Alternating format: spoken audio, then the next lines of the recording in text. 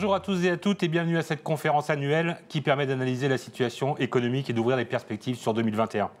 Deux études réalisées par la Banque de France, Loire et Orléans Éco, en partenariat avec le Crédit Agricole Centre-Loire, ponctueront notre soirée.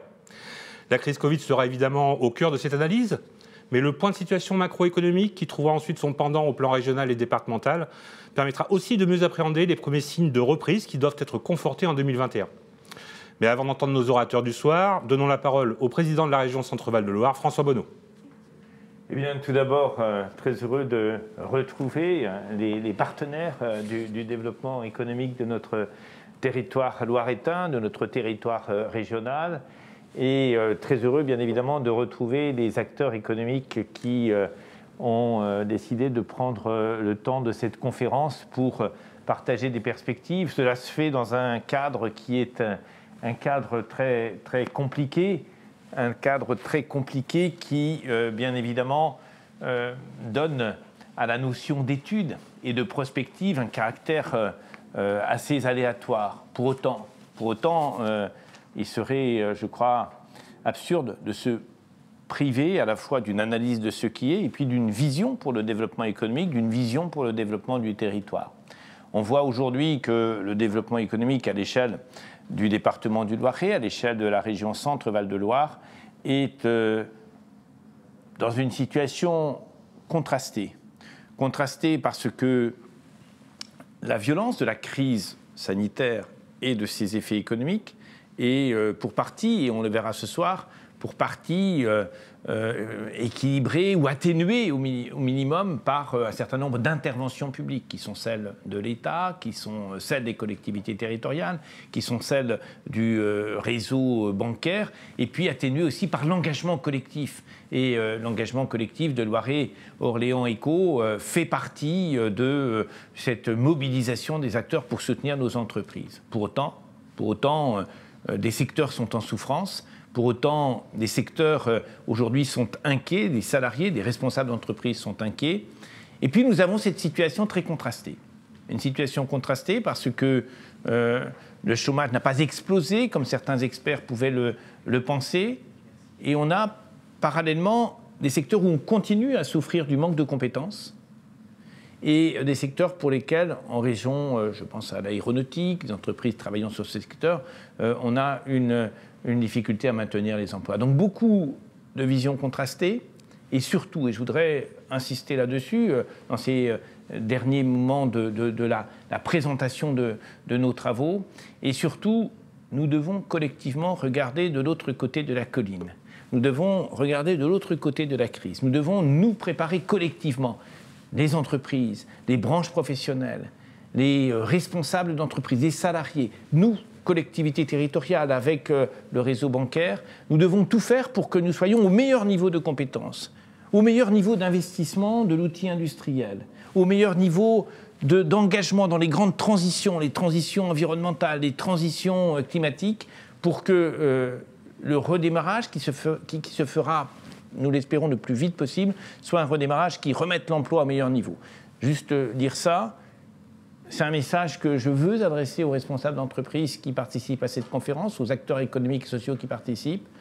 Je crois que nous pouvons être fiers de ce que nous avons fait ensemble dans toute cette première phase de crise, parce que nous avons agi collectivement, nous avons agi solidairement, et que les pronostics les plus sombres qui auraient pu se réaliser ont été pour le moment éloignés. Il faut que nous continuions à le faire, parce que c'est efficace, et parce que agir collectivement dans une phase comme celle-ci est absolument essentiel.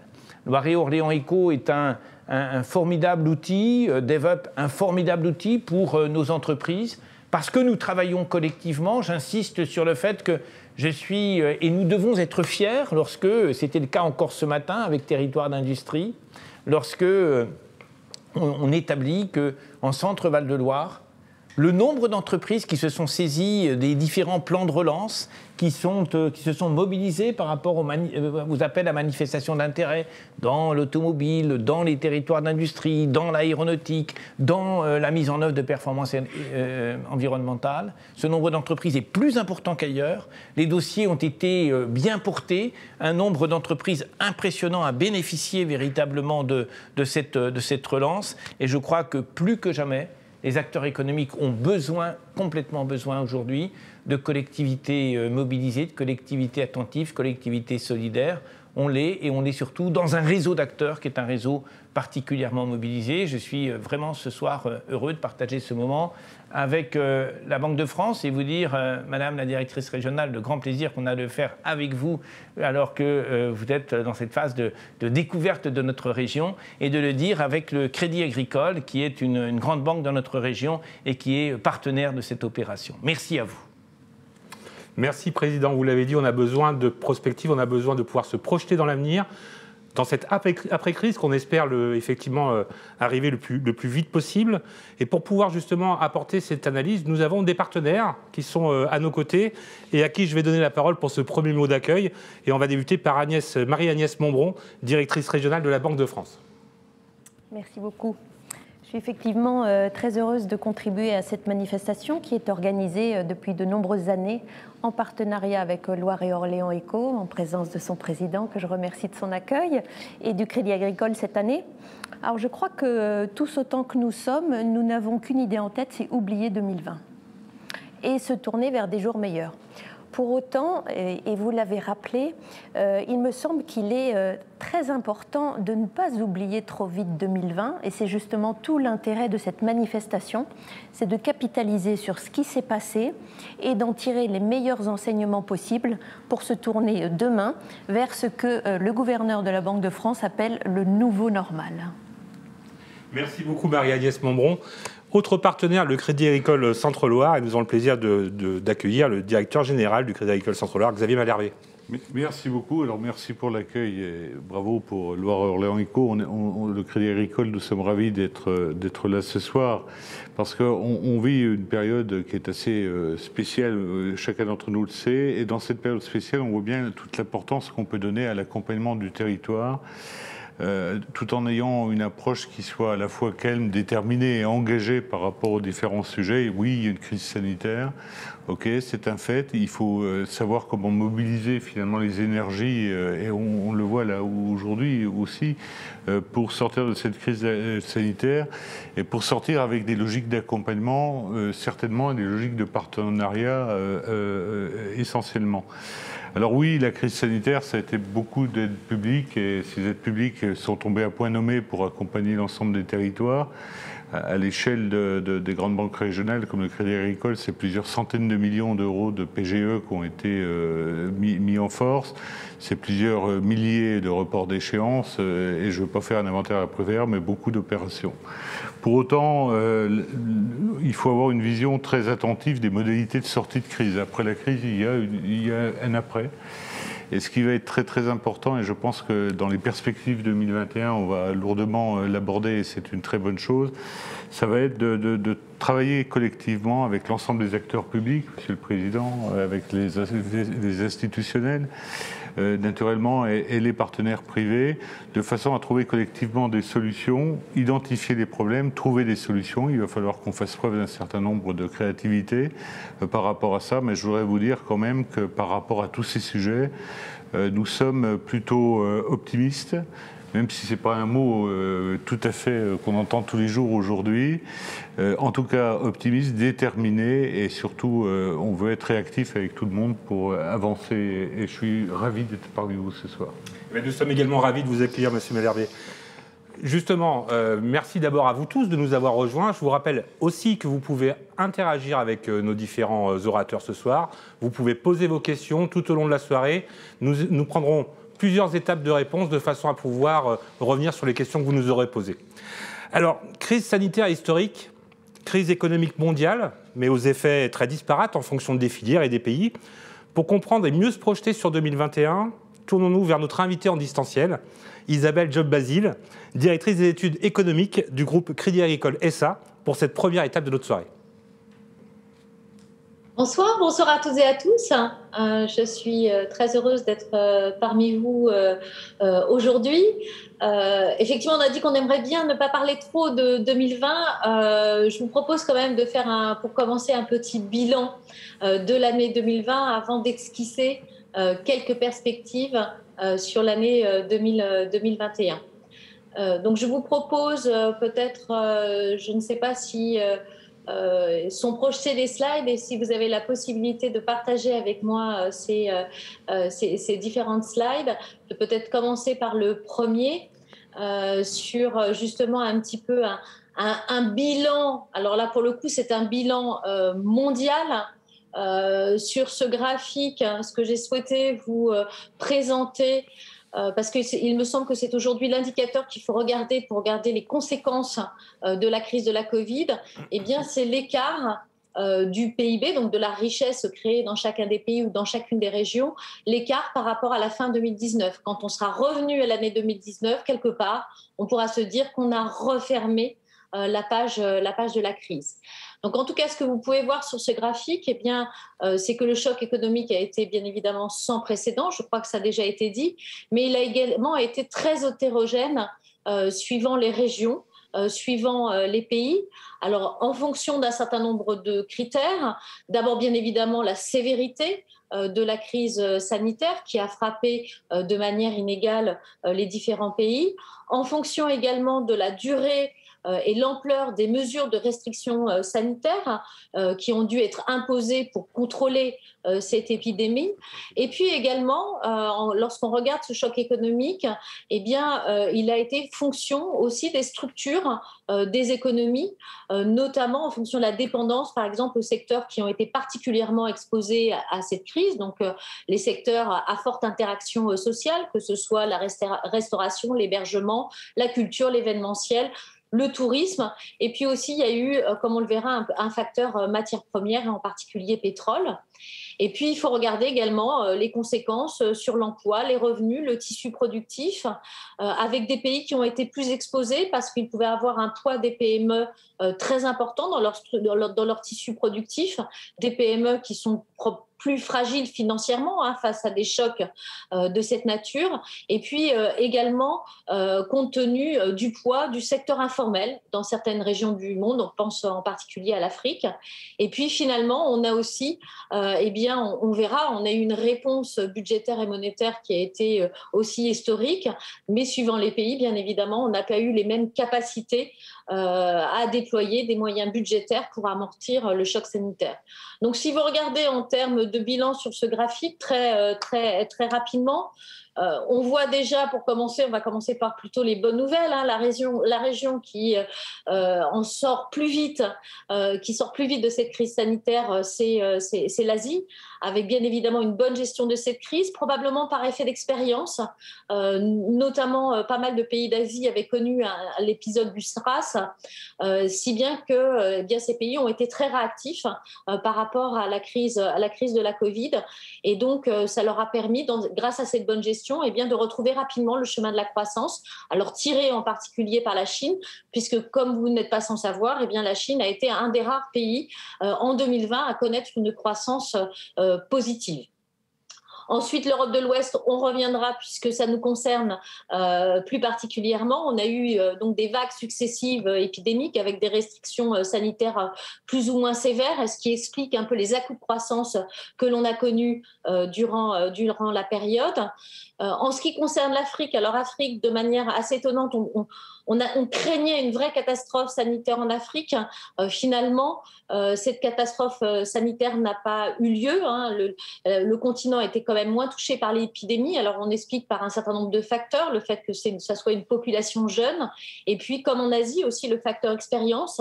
Hein, ce sont des régions qui ont déjà connu des épidémies. Mais on voit bien que le rebond dans cette région est probablement plus difficile qu'ailleurs, notamment en raison du poids de l'informel et du manque de capacité budgétaire pour soutenir les économies. On a la même vision sur l'Afrique du Nord. Il faut rajouter probablement sur cette région eh bien, l'exposition au secteur touristique, hein, que ce soit en Égypte, au Maroc ou en Tunisie. En ce qui concerne le Moyen-Orient, au-delà de l'épidémie, on a une histoire pétrole. Hein, puisque ce sont bien évidemment des pays, et notamment les pays du Golfe, qui sont très exposés au secteur pétrolier. Or, on a eu une chute historique, même si depuis ça rebondit, mais on a eu une chute historique du prix du baril. en même temps que les pays de l'OPEP ont décidé de mettre des quotas de production, donc de réduire leur production de manière à s'ajuster à la baisse de la demande, ce qui explique aussi qu'on a un rebond qui est relativement difficile en ce qui concerne ces pays. Vous voyez, je vous ai mis à peu près aussi sur un certain nombre de grands pays. Peut-être simplement les États-Unis. Vous voyez que les États-Unis ont bien évidemment aussi été victimes de l'épidémie, mais avec un rebond assez rapide de l'économie, compte tenu de deux choses. D'abord, en termes de curseur entre l'arbitrage santé-économie, force est de reconnaître que beaucoup d'États ont choisi plutôt l'économie et donc ont mis en place peu de restrictions sanitaires, ou en tout cas ont limité ces restrictions sanitaires. Et puis par ailleurs, on a eu, comme on le verra juste après, des plans de relance massifs, notamment en direction des ménages, ce qui a permis très rapidement d'avoir un rebond de la consommation. Donc, comme je le disais sur le graphique suivant, comme je le disais, si effectivement la crise a été historique, eh bien, les réponses, qu'elles soient budgétaires ou monétaires, l'ont été tout autant.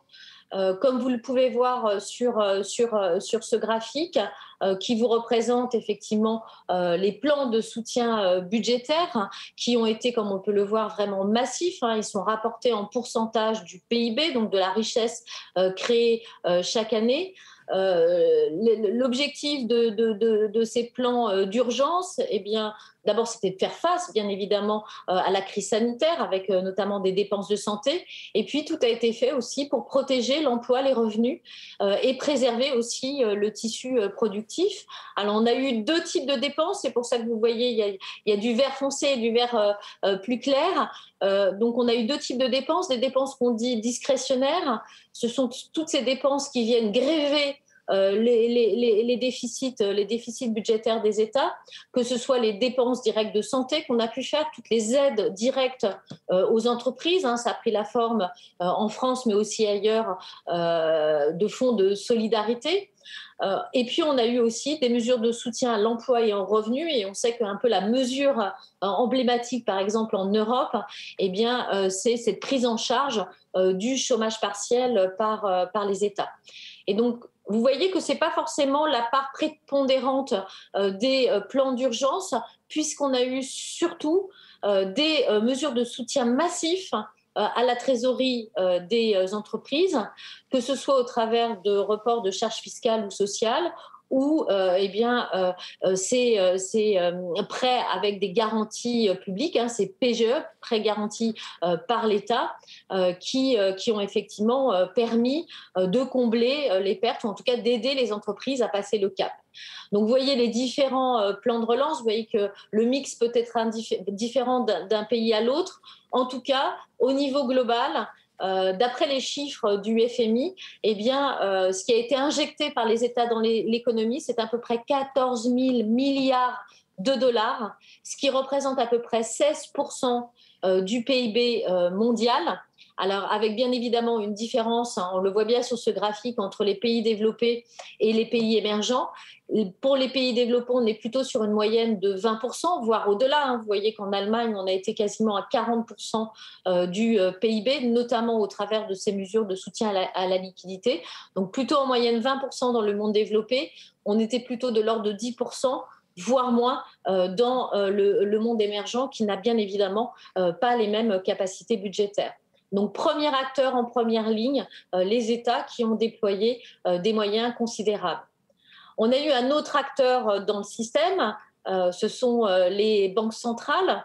Donc, on le voit sur le graphique suivant, les banques centrales ont également déployé d'importants moyens, enfin des moyens assez massifs.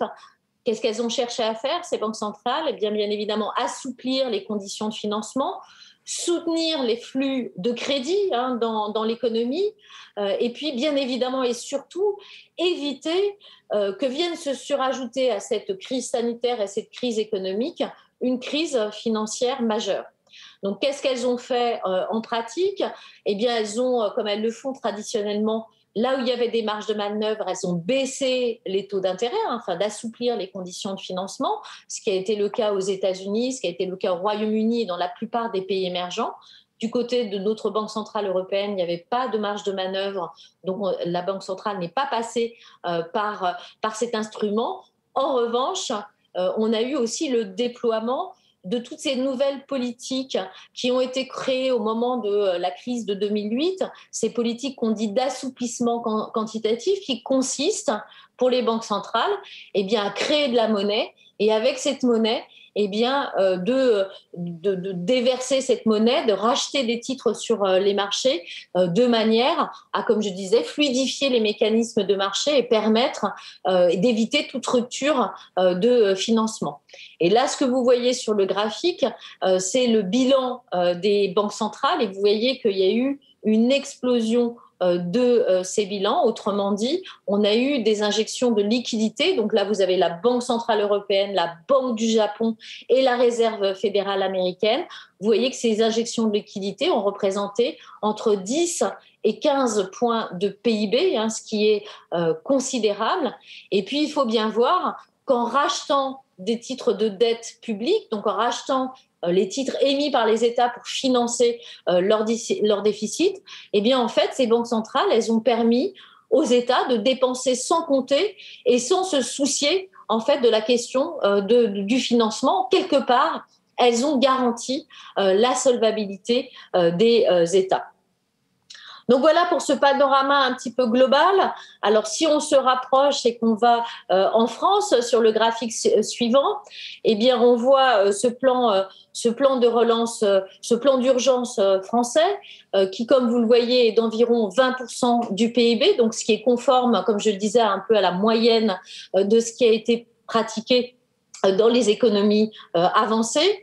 Donc, vous avez d'un côté les mesures de soutien stricto sensu, ces mesures au travers du chômage partiel, du fonds de solidarité, qui ont représenté plus de 85 milliards. On est même, en fin d'année, il y a eu des enveloppes qui ont été, il y a des suppléments d'enveloppes, si bien qu'aujourd'hui, on est plutôt de l'ordre de 90-91 milliards, donc plus de 4% du PIB. J'attirais juste votre attention sur le fait que la mesure phare, la plus coûteuse, a été effectivement ce financement de cette activité partielle avec une enveloppe dotée de 34 milliards qui est effectivement, et ça a été souligné, évité les destructions d'emplois et qui ont limité en fait la hausse du taux de chômage.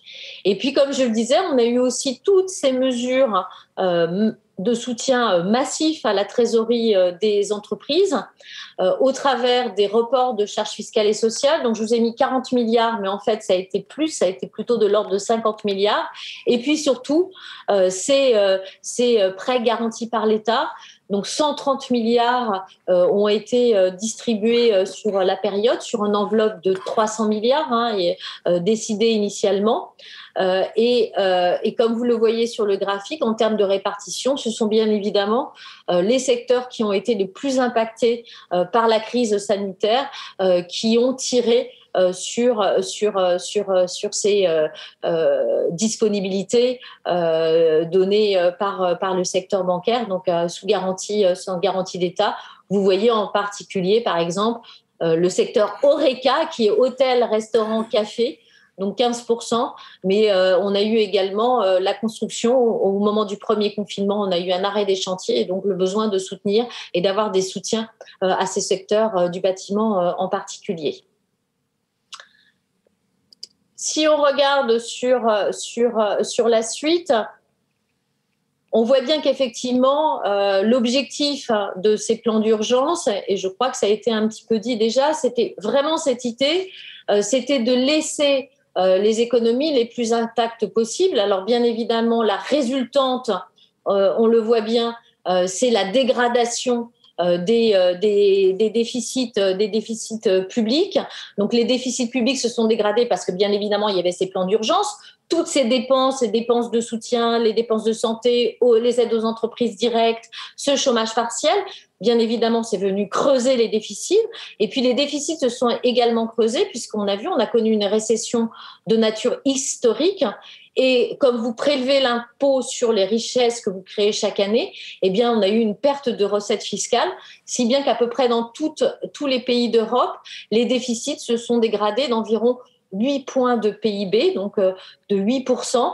Alors bien évidemment, on n'avait pas la même situation initiale, hein, l'Allemagne étant en excédent budgétaire avant crise, qui n'était pas le cas de la France ni des autres pays. Et vous voyez, en France, ça va se traduire probablement par un déficit, on n'a pas encore les chiffres, mais probablement autour de 10% à la fin de 2020. Et puis en corollaire, eh bien, on va avoir une augmentation de la dette publique qui devrait tangenter les 120% du PIB en France, là où on ne sera pas loin de 160%, vous voyez, en Italie, 120% à peu près aussi en Espagne. Et vous voyez que sur l'Allemagne, on a quand même eu une augmentation d'environ 10 à 15 points à 71% du PIB.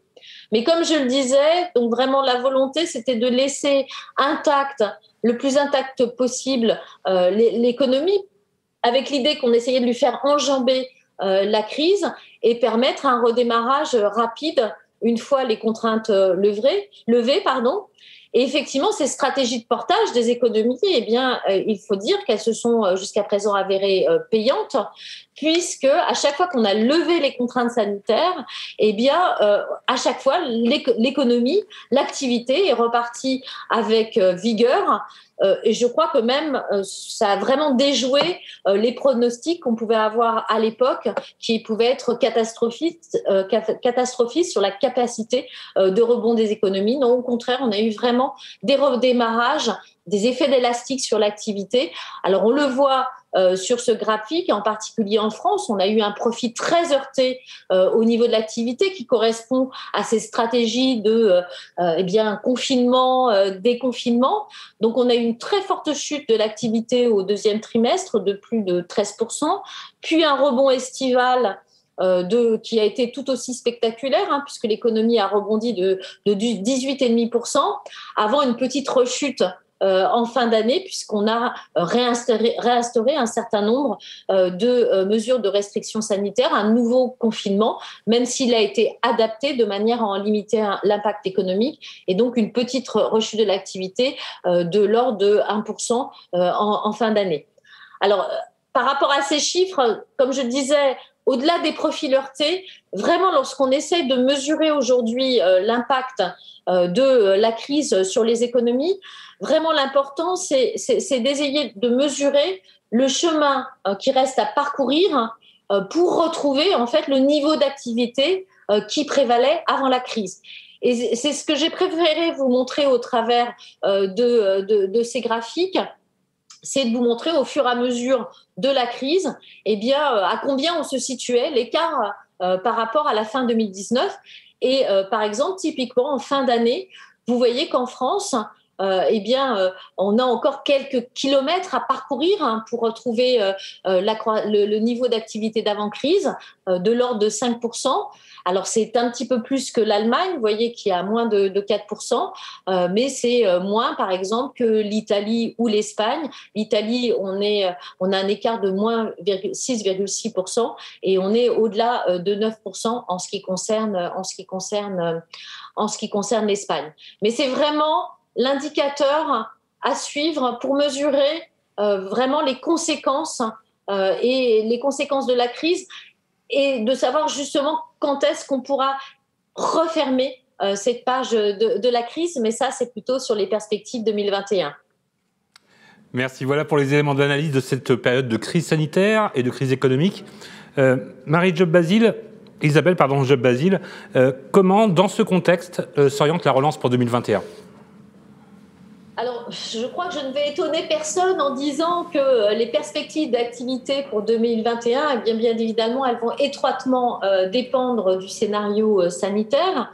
et de l'ampleur et de la durée des éventuelles restrictions sanitaires qu'on devra mettre en place pour contrôler l'épidémie. Donc, je vous ai mis sur ce graphique, c'est à titre vraiment illustratif, parce que c'est vraiment intéressant, ça permet de faire des comparaisons. Un indice qui est calculé par l'université d'Oxford, qui agrège en fait les différentes mesures de restrictions sanitaires pour mesurer en fait le degré de sévérité justement de ces règles sanitaires et de pouvoir faire des comparaisons entre pays. Et donc, vous voyez qu'aujourd'hui, en février, eh bien, le pays en Europe, par exemple, qui a aujourd'hui les règles sanitaires les plus strictes, qui est encore sous confinement, eh bien, c'est l'Allemagne. Ce qui n'était pas le cas, par exemple, en novembre. En novembre, c'était plutôt la France qui avait réinstauré des mesures les plus sévères, qui a pu en plus après assouplir au mois de décembre. Et à l'inverse, l'Allemagne a plutôt durci en fin d'année et en début d'année ces restrictions sanitaires. Donc vous voyez bien, et on voit bien le premier confinement où là pour le coup on a eu l'ensemble des pays qui ont imposé des mesures de restriction relativement sévères. Mais ce qu'il est quand même intéressant de noter, c'est que typiquement, par exemple, sur le confinement du mois de novembre en France, il a eu un impact beaucoup moins sévère sur l'activité économique que le confinement du mois du printemps, parce que les règles ont été adaptées justement pour en limiter l'impact économique. Simplement pour vous donner un ordre de grandeur, la baisse d'activité lors du mois de confinement en avril, ça avait été moins 30%. Lors du confinement de novembre, ça a été plutôt de l'ordre de 8 à 10%. Donc vraiment, on n'est pas du tout sur les ordres de grandeur. Ça veut dire qu'on adapte, on apprend en fait à vivre avec ce virus. On adapte les mesures de restriction sanitaire. Et puis, force est de reconnaître, on le voit aujourd'hui, eh bien aussi, les entreprises se sont adaptées à cette nouvelle donne sanitaire. Mais en tout cas, c'est quand même des choses qu'il faut continuer à suivre puisque, bien évidemment, que ces restrictions, comme on le sait, ont un impact sur l'activité économique. Et donc, au final, eh bien, d'après nos prévisions, on se dit que finalement, au-delà du début d'année que l'on connaît aujourd'hui, eh bien, c'est cette course de vitesse que l'on va avoir entre d'un côté le virus et notamment aujourd'hui ces variants les plus contagieux. Et puis bien évidemment, la bonne nouvelle, c'est qu'on a aujourd'hui des vaccins. Donc bien évidemment, cela va aussi dépendre de la campagne de vaccination, du déploiement à grande échelle de ces vaccins qui va permettre de pouvoir lever ces restrictions sanitaires. Donc on a l'impression, vous verrez sur les graphiques la résultante, mais en termes d'hypothèses sous-jacentes, on est plutôt dans l'idée qu'on aura un premier semestre qui va rester sous contrainte sanitaire, même si on devrait éviter un peu le stop and go, le confinement-déconfinement qu'on a expérimenté en 2020, parce qu'on est aujourd'hui, on a appris à vivre avec le virus, on a des stratégies de confinement aménagées, comme je le disais, des entreprises qui se sont adaptées, et puis aussi, en vertu du quoi qu'il en coûte, on devrait maintenir ces mesures budgétaires de soutien. Donc ça, c'est plutôt la première partie d'année. En deuxième partie d'année, eh bien, on peut espérer, notamment parce que même si on n'a pas une immunité collective, le fait qu'on ait vacciné en priorité les personnes vulnérables qui peuvent développer des formes graves, eh bien, si ces personnes-là sont immunisées, de facto, ça va moins peser sur les capacités hospitalières et donc moins nécessité de mettre en place des confinements. Et donc, on imagine, sur plutôt la deuxième partie d'année, un relâchement plus durable des restrictions sanitaires qui devrait permettre en fait de donner un coup d'accélérateur à la croissance. Et on espère en France bien, avoir une reprise d'activité de l'ordre de 5% sur l'année. Mais comme vous l'indique le graphique, alors c'est peut-être pas très visible, mais c'est vraiment cette idée de se dire que la reprise, elle sera incomplète. C'est-à-dire que même si on a cette reprise relativement robuste, notamment en deuxième partie d'année, vous voyez que probablement on ne va pas retrouver d'ici la fin de l'année 2021 le niveau d'activité que l'on connaissait avant la crise de la Covid. Et il faudra probablement attendre plutôt la mi-2022 pour vraiment tourner la page de la crise. Et vous voyez, c'est le cas de la France, mais aussi le cas de l'Allemagne et des autres pays de la zone euro, même avec un peu de retard en ce qui concerne l'Italie et l'Espagne. Alors bien évidemment, ce scénario, il compte également, enfin il fait le pari de l'efficacité des plans de relance, parce qu'on a eu d'un côté au départ ces plans d'urgence, et aujourd'hui, eh bien vient succéder à ce plan d'urgence, eh bien un plan de relance de 100 milliards en France, qui a été annoncé en septembre dernier, alors qui va bien évidemment soutenir la reprise, mais qui va au-delà, puisque ce n'est pas simplement des mesures de soutien, c'est aussi donner une réponse face à des enjeux de transformation profonde de notre économie vers un modèle de croissance plus durable, plus inclusive, plus moderne, plus intelligente. Donc, d'où les 3 volets de ce plan de relance. Un volet écologie, de transition énergétique en particulier, en vue de décarboner nos économies. Un tiers qui est consacré à des mesures plutôt de compétitivité, de modernisation et d'innovation, avec bien évidemment au cœur la question de la transformation numérique. Et puis un volet qui est nommé un volet cohésion, qui est vraiment cette notion de plus grande inclusivité de cette croissance, qui fait la part belle notamment à la formation professionnelle, et puis également avec des solutions apportées aux jeunes. Donc ces 100 milliards, normalement, 30 milliards devraient être, un peu plus de 30 milliards devraient être débloqués sur l'année 2021. Et bien évidemment, ce 30 milliards pourra apporter à peu près 1 point de croissance supplémentaire. Et ce plan de relance, comme vous le voyez, eh bien, il va être financé en partie par l'Europe. L'Europe qui a décidé, dans une approche beaucoup plus solidaire, d'émettre une dette commune de 750 milliards qui va être redistribuée aux différents États membres de l'Union européenne, soit sous forme de prêts, soit sous forme de subventions. Et d'ailleurs, typiquement, en ce qui concerne ce que j'essaie de vous montrer sur le graphique suivant, eh bien, c'est que la France devrait bénéficier dans ce cadre de subventions à hauteur de 37,4 milliards d'euros, qui représente à peu près un tiers de ce plan de relance. Alors, comment sont calculés, vous voyez, les différents pays, comment sont calculées ces subventions? C'est en fonction de la population, de la richesse par habitant, du PIB par habitant, et puis ensuite du taux de chômage aussi, la différence de taux de chômage entre les pays. Donc la France sera dotée, vous voyez, d'une enveloppe de 37 milliards, à peu près 1,5 point de PIB. Pour l'Italie, vous voyez, ça sera à peu près 65 milliards. Pour l'Espagne, 60 milliards. Ce sont des pays qui vont être grands bénéficiaires de ce plan de relance financé par l'Europe. Et puis, je tenais à attirer, pour terminer, votre attention sur 2 choses. Donc, on a parlé de cette reprise, donc cette hypothèque sanitaire levée, on espère lever rapidement cette hypothèque sanitaire. On a le stimulus supplémentaire apporté par ce plan de relance, mais il y a aussi un peu un plan de relance qui est aujourd'hui caché. Enfin, en tout cas, il n'est pas caché, il dort aujourd'hui sur les comptes bancaires. Et c'est toute cette épargne accumulée, cette épargne qu'on dit forcée, qui a été accumulée de manière involontaire pendant la crise. Puisque ce que j'essaie de vous montrer sur ce graphique, eh bien, vous voyez que les revenus ont relativement bien tenu pendant la crise. La plupart des ménages n'ont pas connu de baisse de revenus, que ce soit les fonctionnaires, les retraités, souvent les salariés des grandes entreprises. La baisse a été limitée pour les salariés éligibles au chômage partiel. Donc globalement, c'est plutôt les précaires, les indépendants qui ont malheureusement subi des pertes de revenus. Mais au niveau agrégé, finalement, les revenus ont été plutôt bien conservés au niveau global. En même temps, vous voyez bien, on a eu, parce que les ménages étaient confinés chez eux, eh bien, on a eu une chute très forte de la consommation.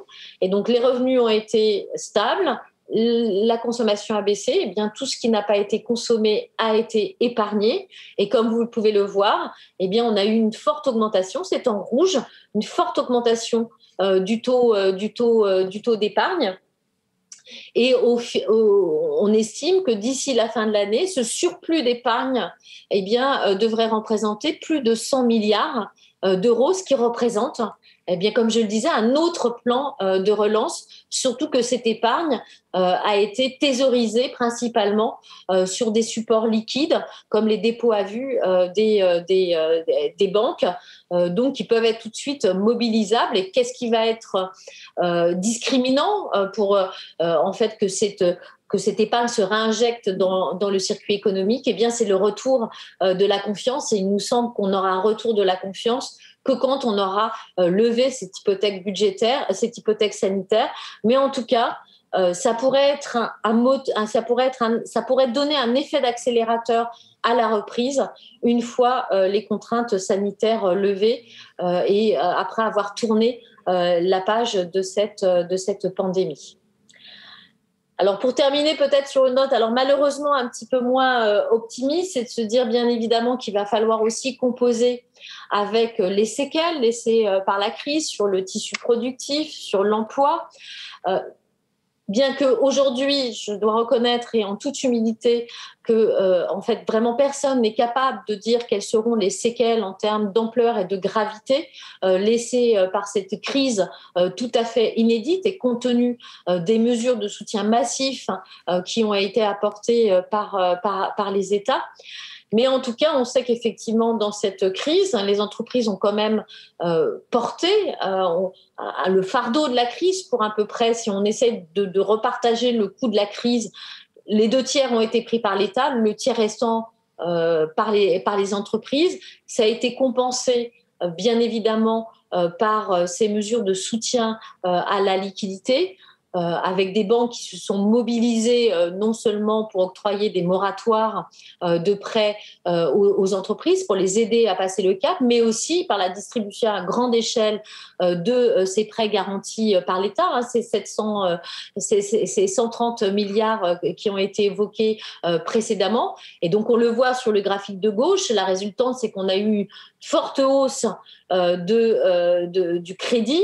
Vous voyez que le crédit aux entreprises progresse à 2 chiffres, sur une progression à 2 chiffres ces derniers mois. Donc ça veut dire que les entreprises se sont endettées. Et donc, on se dit endettement, des difficultés en termes de reprise. Et donc, bien évidemment, on voit bien que derrière se pose la question du risque de faillite, le risque de défaillance des entreprises. Alors, le point de rassurance, vous le trouvez aujourd'hui sur ce graphique de droite. Eh bien, certes, les entreprises se sont endettées, mais beaucoup d'entreprises se sont aussi endettées compte tenu du manque de visibilité, plutôt par mesure de précaution, puisque jusqu'à présent, ces prêts garantis par l'État sont venus garnir plutôt la trésorerie des entreprises. Vous voyez la progression tout aussi historique des dépôts à vue des entreprises. Donc pour le moment, au niveau macroéconomique, on a plutôt des réserves de liquidités qui ont été constituées par les entreprises. Alors bien évidemment, je suis bien consciente que cette image qui est globale, agrégée, revêt probablement des disparités très fortes, puisque ce qui a été souligné dans cette crise, c'est que cette crise, elle est très contrastée, très hétérogène. On parle beaucoup de reprise en cas, avec des secteurs qui récupèrent très bien et très vite de la crise, et puis d'autres secteurs, notamment les secteurs, comme je le disais, à forte interaction sociale, donc ces secteurs de services, que ce soit la culture, l'événementiel, l'hébergement, la restauration, le tourisme, l'aéronautique, le transport aérien, eh bien, ce sont des secteurs qui ont été particulièrement impactés et qui pour le moment, la récupération est encore lointaine et bien évidemment qui peuvent être beaucoup plus affaiblis par la crise sanitaire que d'autres secteurs. Et donc, on va suivre de très près, sans, comme je disais, avec beaucoup d'humilité, sans savoir à ce stade quelles seront les victimes globales de cette crise sanitaire. Voilà, je vous remercie. Je vais essayer de vous faire un petit peu un bilan global de cette crise. Retenez simplement crise, bien évidemment, inédite, historique. Et surtout, ce qu'il faut retenir de cette crise, c'est qu'elle est aussi très hétérogène, suivant les pays, on l'a vu, mais aussi suivant les secteurs. Merci beaucoup Isabelle Job-Basile. Je vois que les questions commencent à se multiplier. Continuez à nous poser des questions pendant des interventions. Nous ferons plusieurs pauses dans cette soirée pour pouvoir y répondre. Et celles qui n'auront pas trouvé immédiatement leur place sur ce plateau, nous y répondrons a posteriori, bien sûr. Tournons-nous vers la Banque de France et sa directrice régionale, Marie-Agnès Montbron, pour une présentation macroéconomique encore, et qui va nous permettre de mieux comprendre l'environnement auquel nous sommes tous confrontés. Oui, merci beaucoup et merci Madame pour cette présentation très stimulante de cette crise internationale qui est tout à fait inédite et de ses multiples impacts et dont bien sûr je partage très largement l'analyse. Pour cette raison, je vais donc, avant d'en arriver aux résultats de notre enquête régionale, me limiter à rappeler très brièvement quelques aspects du diagnostic macroéconomique de la Banque de France. Donc le PIB a chuté de 8,3% en 2020 et la Banque de France prévoit une croissance économique de 5% en 2021 et 2022. Alors ces prévisions qui étaient publiées en décembre prévoyaient initialement une baisse du PIB de 9% et pourtant nous étions qualifiés d'optimistes.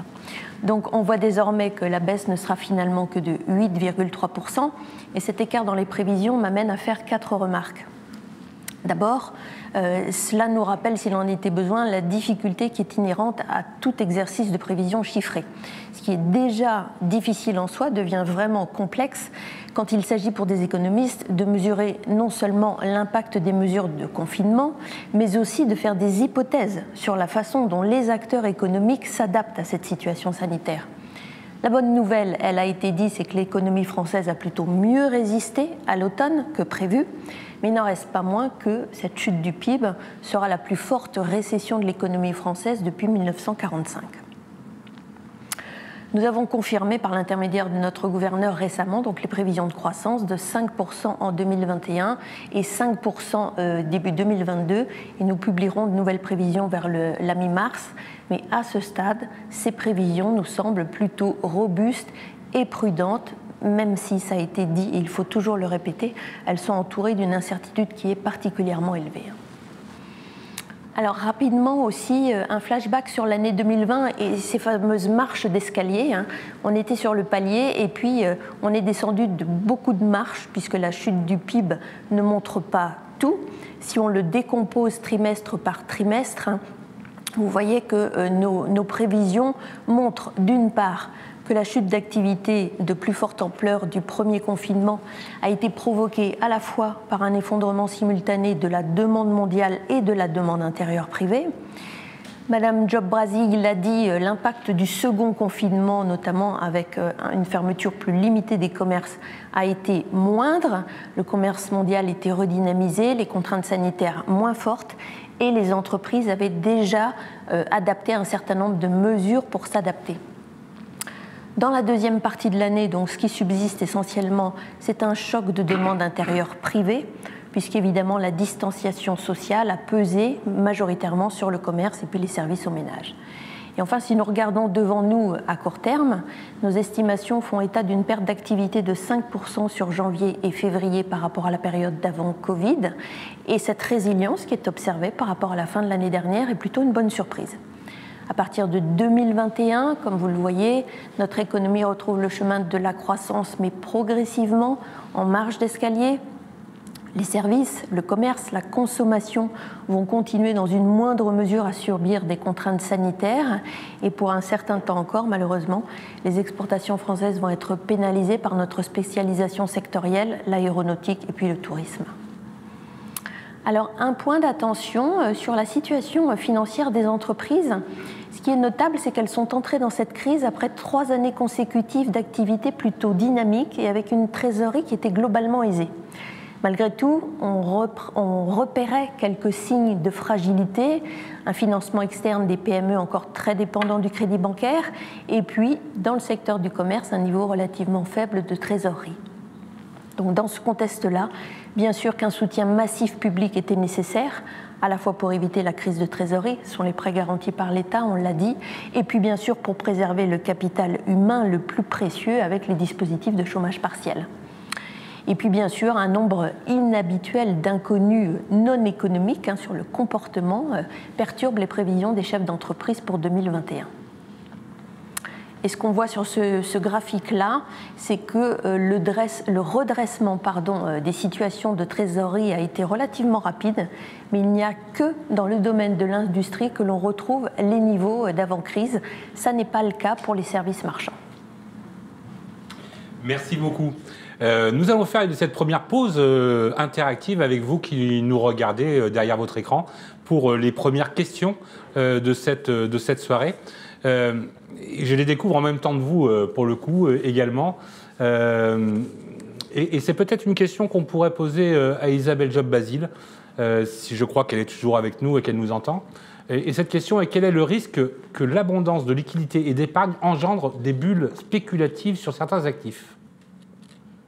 Alors, c'est étonnant que ça soit posé de cette manière, parce que généralement, on se pose la question, cette abondance de liquidités, est-ce qu'elle ne pourrait pas créer de l'inflation dans la sphère réelle, au niveau des biens et services, puisqu'il y a aujourd'hui pas mal d'inquiétudes sur le fait que, alors c'est pas vraiment dans les pays européens, mais plutôt aux États-Unis, vu le plan massif qui s'annonce, que finalement, eh bien, ça surcompense les pertes de revenus des ménages, et que donc il y ait une consommation très dynamique, avec des capacités de production qui auraient du mal à redémarrer ou à s'ajuster, que ça pourrait générer de l'inflation au niveau de l'économie réelle. Alors, c'est vrai que nous, on considère, enfin, notre analyse est plutôt de se dire que non, on n'aura pas d'inflation dans la sphère réelle. On va probablement, il y a plein de raisons plutôt structurelles liées à la mondialisation, liées à la démographie vieillissante dans les économies développées. Et puis, par ailleurs, cette révolution technologique aussi qui crée de la déflation technologique, donc plutôt des facteurs structurels. Et puis, en sortie de crise, on l'a dit, on va quand même se retrouver avec un chômage structurellement plus élevé. On va se retrouver avec des capacités de production en excédent. Donc tout ça n'est pas très propice à générer de l'inflation, mais la personne qui pose la question a tout à fait raison, c'est que toute cette liquidité, eh bien, elle risque aussi, on l'a bien vu ces derniers temps, se déverser sur les marchés financiers, avec ce que l'on observe, une très forte déconnexion aujourd'hui entre les marchés financiers et l'économie réelle. On a retrouvé des niveaux au niveau des indices boursiers, alors pas en Europe, mais dans la plupart des régions du monde, des indices boursiers qui dépassent les niveaux qui existaient avant la crise. On va même de record en record, alors même qu'on vous parle d'une récession historique au niveau de l'économie. Donc oui, effectivement, probablement un risque eh bien, finalement, on aille de bulle d'actifs en bulle d'actifs, parce qu'il faut bien que cette liquidité, elle aille se placer. Il y a beaucoup d'épargne, il y a beaucoup de liquidités qui cherchent eh bien, à investir dans un certain nombre d'actifs. Et donc, ça fait monter les prix. Je dirais que tant que les banques centrales sont vigilantes et à la manœuvre, qu'elles continuent à maintenir des taux d'intérêt faibles, effectivement à essayer de fluidifier les mécanismes de marché, il n'y a pas trop d'inquiétude à avoir que ces bulles éclatent, mais on sait très très bien que c'est quand même une question qui se posera au moment où justement il faudra négocier le virage de la sortie de ces politiques ultra accommodantes. Donc une question vraiment intéressante, oui, c'est une des craintes que l'on a, c'est qu'on soit, alors si elles ne sont pas nées déjà ces bulles, mais qu'elles soient à naître compte tenu de ces injections massives de liquidités et ces taux très très bas. Alors, Isabelle Job-Basile, je vais vous conserver pour la deuxième question également, parce que vous l'avez déjà traité en partie lors de votre intervention. Toutes les catégories socio-professionnelles sont-elles concernées par cette épargne abondante ? Alors non, bien évidemment, je n'ai pas dit lorsque j'ai dit qu'effectivement il y avait eu beaucoup d'accumulation d'épargne forcée, involontaire pendant les confinements en particulier. Force est de reconnaître que il y a quand même beaucoup de disparités, puisque les chiffres, les analyses disent aujourd'hui que c'est à peu près 20% des ménages les plus élevés qui ont accumulé à peu près 70% de ce supplément d'épargne. D'où cette idée qu'effectivement cette épargne, bien évidemment, elle pourrait se transformer en consommation, mais ce sont généralement des ménages, on dit qu'ils ont une propension à consommer plus faible, et donc ils ont une propension à garder cette épargne et à effectivement les investir dans plutôt des actifs financiers. D'accord, merci beaucoup. Troisième et dernière question de cette première partie. Continuez bien sûr chez vous à nous les inscrire, nous les récupérons et bien évidemment nous poserons ces questions à nos intervenants ce soir. Et je vais me tourner vers Marie-Agnès Montbron pour cette question qui est en lien avec le PGE. Quel est le risque de perte sur les PGE accordés de façon massive ? Alors, d'après nos estimations, on pense qu'entre 4,5 et 6% des prêts garantis par l'État et qui ont été accordés pourraient ne pas être remboursés. Eh bien, très bien, voilà, une réponse rapide et précise, et je vous en remercie. D'ailleurs, on se retrouve tout de suite avec vous, Marie-Agnès Montbron, pour une présentation à dimension régionale cette fois. Oui, tout à fait, puisque je vais donc vous présenter notre enquête, les résultats de notre enquête de début d'année auprès des dirigeants d'entreprises dans le Centre Val-de-Loire, donc le bilan 2020 et les perspectives 2021. Donc rapidement, le champ de notre enquête concerne les secteurs de l'industrie, de la construction, du transport routier de marchandises et les services informatiques.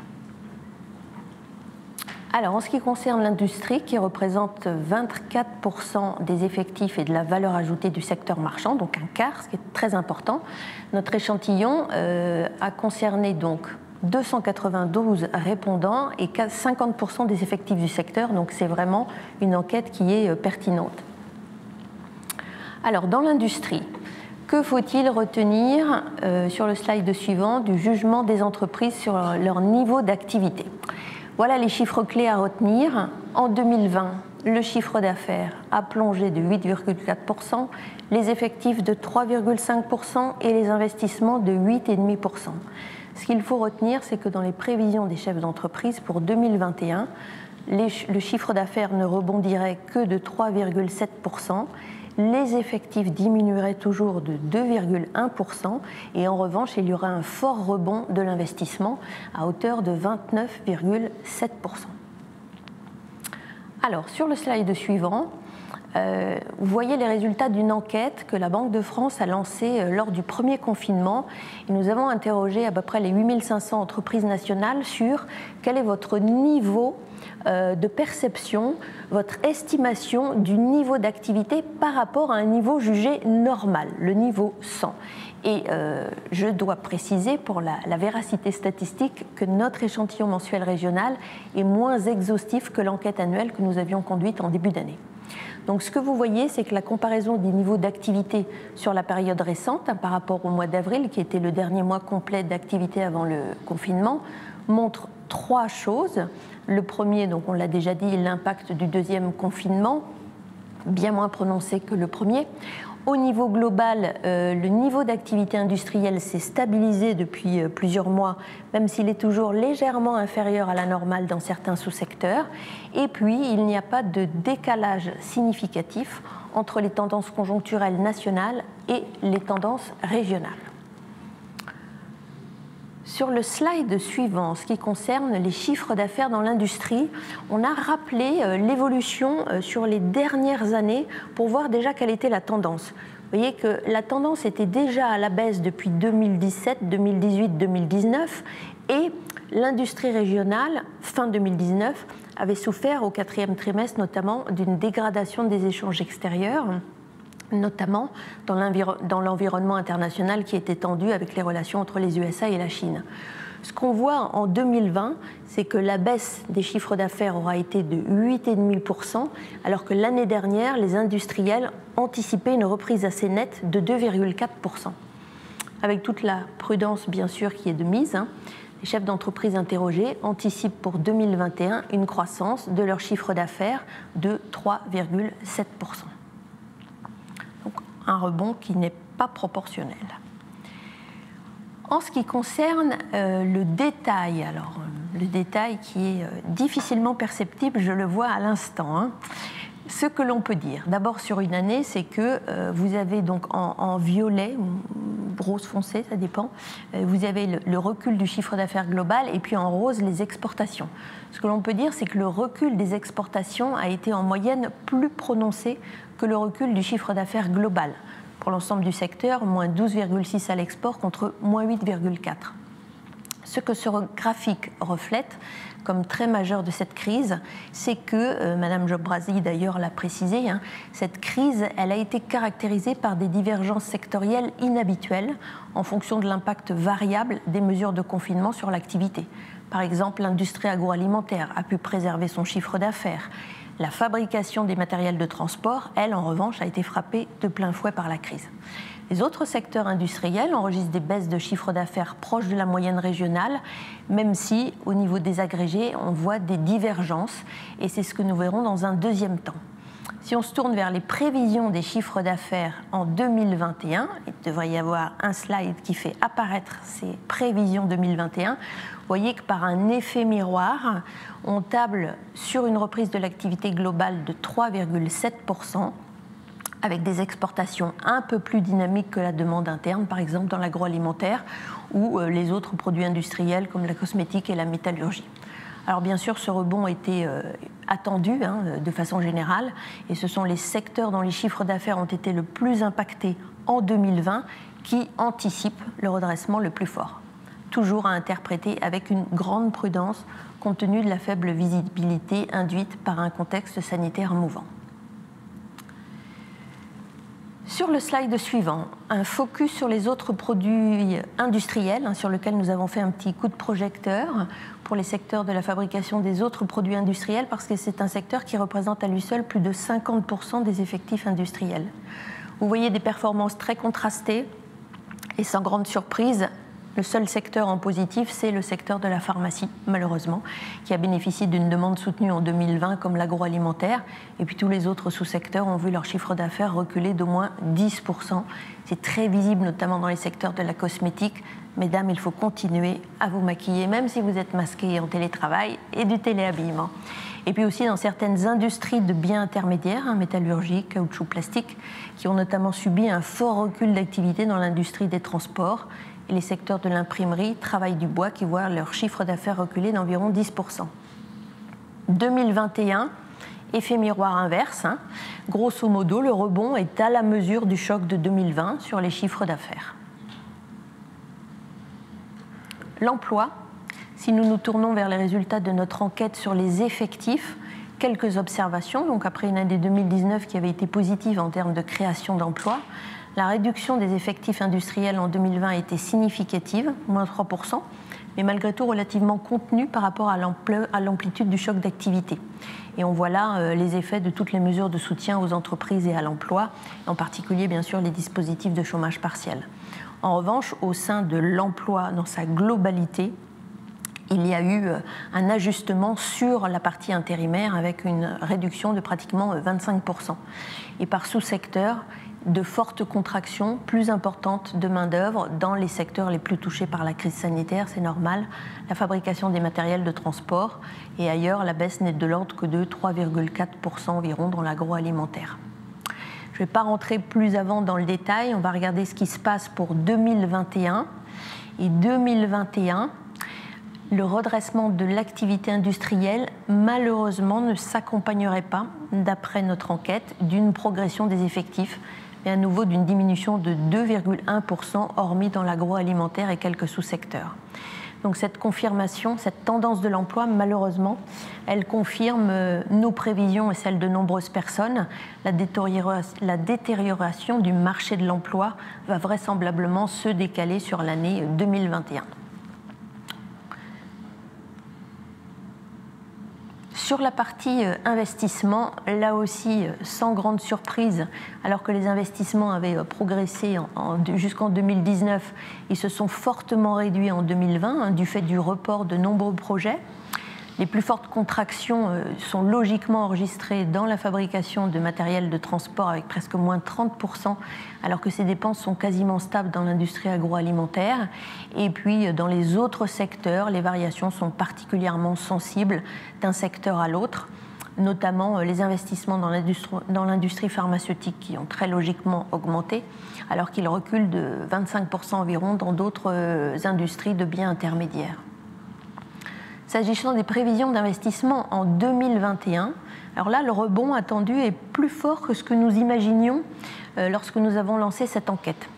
Alors, elle reflète ces prévisions un phénomène général de report sur 2021 de dépenses d'investissement qui ont été gelées en 2020, mais nous anticipons, et les chefs d'entreprise anticipent quand même un certain nombre de facteurs qui devraient booster l'investissement, bien sûr le plan de relance, mais aussi le fait que les entreprises dans leur ensemble peuvent compter sur des conditions de financement qui sont toujours très favorables et un niveau de trésorerie, nous l'avons vu, qui est relativement confortable.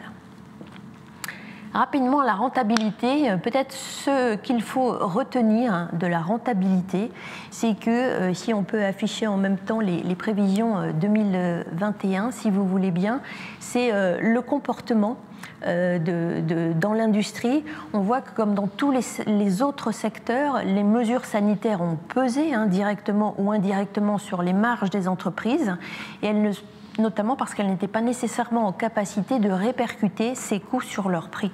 Et ça, c'est un sujet qui nous préoccupe à la Banque de France et qui nous intéresse plus particulièrement en termes de dynamique des prix. Et donc, vous voyez, les optimistes sont en vert, à peu près 45%, les stables 44% aussi à peu près, et puis ceux qui envisagent malheureusement une diminution de leur rentabilité sont quand même encore à peu près 15% pour 2021.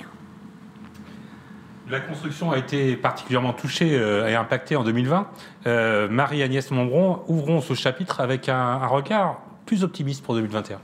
Il faut effectivement être optimiste. Donc le secteur de la construction, pour mémoire, c'est 8% des effectifs et de la valeur ajoutée du secteur marchand. Et la contribution pour notre enquête, donc l'échantillon, 245 entreprises répondantes, représentant 30% des effectifs du secteur. Alors, les chiffres clés. En 2020, les chiffres d'affaires ont baissé de 6,7%, les effectifs ont diminué de 1,2%, l'investissement, là aussi, moins 23,5%. Un peu d'optimisme pour 2021, en effet. Les chiffres d'affaires devraient se redresser à hauteur de 4,2%. Une très légère croissance des effectifs est attendue, mais c'est toujours important de le souligner, plus 0,7%, et puis l'investissement devrait se redresser de 12,6%. Même chose que tout à l'heure, vous voyez le niveau jugé normal dans la construction par rapport à un niveau d'avant-crise qui est globalement satisfaisant, et on observe dans la région que le secteur du bâtiment, qui avait connu une perte d'activité massive pendant le premier confinement, a rapidement rebondi depuis. Et ça fait plusieurs mois que l'activité se maintient à des niveaux proches de la normale. Les chiffres d'affaires, la tendance était plutôt à la hausse. Les prévisions pour 2021, c'était un peu plus de 2% de croissance. En réalité, on a été à moins 6,7%. Et ce qu'anticipent les chefs d'entreprise pour l'année 2021, c'est une augmentation du chiffre d'affaires de 4,2%. Je me dépêche pour ne pas consommer trop de temps de parole. Sur le slide suivant, l'activité du bâtiment, donc le recul de la production, il est très important. Il a été aussi bien souligné dans le gros œuvre que dans le second œuvre et dans les travaux publics. C'est lié bien sûr au premier confinement. Si on se projette sur 2021, on voit que le rebond de l'activité est logiquement attendu, mais avec une ampleur de la reprise difficile à estimer et des disparités entre les différents sous-secteurs d'activité que l'on voit sur ce slide entre le gros œuvre 4% et le second œuvre 6%. L'emploi, malheureusement sans surprise, l'ajustement des effectifs s'est fait à la baisse sur l'année 2020, mais dans des proportions moindres, 1,2%. Si on se projette sur l'année 2021, on voit qu'il y a une légère reprise de l'emploi qui est anticipée. Donc ça, c'est un facteur d'optimisme, effectivement, pour le secteur de la construction. Et toujours avec l'accent mis sur le personnel permanent, puisque là encore, on anticipe une diminution, un ajustement sur les intérimaires. L'investissement, là aussi, a chuté sans grande surprise en 2020 et dans des proportions importantes d'ailleurs, 23,5%. Et si l'on se projette sur l'année 2021. Là aussi, les investissements devraient repartir, mais dans des proportions moins importantes que ce qui était prévu. Et ça, c'est un point d'attention pour la Banque de France, parce qu'on sait que l'investissement, c'est absolument primordial pour le bon fonctionnement des entreprises. Toujours pareil, la rentabilité en 2020, pour un nombre non négligeable d'entreprises, stabilité voire diminution de la rentabilité. Et sur l'année 2021, on voit que les marges ayant été affectées par le contexte concurrentiel et la non-possibilité de répercuter les coûts de mise en œuvre des mesures, ça risque de peser à nouveau sur la rentabilité 2021. Les services marchands, pour terminer, 65% des effectifs et 63% de la valeur ajoutée du secteur marchand, avec un focus sur les transports routiers de marchandises et les services informatiques. Vous voyez que la prévision, le jugement des entrepreneurs sur le niveau d'activité a été un peu plus fluctuant que dans le bâtiment ou la construction, et qu'on est toujours en deçà d'un niveau jugé normal, avec un impact du deuxième confinement tout de même un peu plus prononcé que dans la construction ou dans le bâtiment. Et ce que l'on constate sur ce slide, c'est un retour progressif mais inégal du niveau d'activité. On l'a dit à plusieurs reprises, cette crise, elle est très hétérogène selon les secteurs d'activité. Et on voit clairement sur ce graphique à fin décembre, sur un échantillon plus restreint de nos enquêtes mensuelles régionales, que ce sont bien les services à la personne qui ont été les plus fortement impactés par la crise sanitaire. Et on l'a déjà cité, le secteur de l'hébergement et celui de la restauration. Alors, autre focus régional sur deux filières, les transports routiers et l'informatique, deux filières très différentes, mais qui évidemment ont réagi à la crise Covid. Tout à fait. Donc rapidement sur ces deux secteurs, si on va directement sur la slide 30, voilà les chiffres clés. Pardon. Si on peut revenir en arrière, si vous voulez bien, on va peut-être s'arrêter juste sur les chiffres clés. Merci beaucoup. Donc des chiffres d'affaires de moins 8,1% en 2020, anticipés à plus 6,9% en 2021. Des effectifs en diminution de moins 1,8% en 2020 et là aussi un facteur d'optimisme, 2,9% d'anticipé en 2021. Et puis en ce qui concerne l'investissement, une diminution de 8,5% en 2020. Et malgré cette diminution en 2020, les deux secteurs anticipent toujours une diminution des investissements en 2021.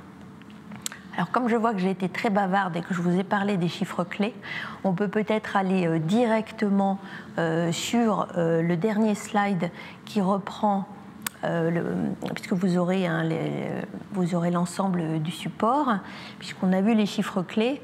On voit au niveau de la rentabilité, donc la même chose, toujours la même chose. Sur 2020, très peu d'entreprises dont la rentabilité a augmenté, un nombre d'entreprises conséquents qui ont vu une diminution de leur rentabilité et un pourcentage d'optimistes qui est quand même un peu plus important au niveau de ces deux secteurs. Pour conclure, ce que je dirais, c'est que ce que montrent nos enquêtes, c'est des quasi-certitudes. Malheureusement, Madame Job-Brasi parlait des traces qui seront laissées par cette crise. On a deux quasi-certitudes. La première, c'est que les pertes d'activité de l'année dernière ne seront pas effacées en 2021. Et la deuxième quasi-certitude, c'est que ces chocs sectoriels qui ont été particulièrement graves en 2020 auront des conséquences sur l'emploi en 2021. On a des incertitudes. On sait qu'il va y avoir un rebond. Mais l'incertitude, c'est quelle sera l'ampleur de ce rebond, notamment en termes de chiffre d'affaires et de dépenses d'investissement, dans un contexte, on l'a vu l'année dernière, de contraintes et de desserrement de contraintes.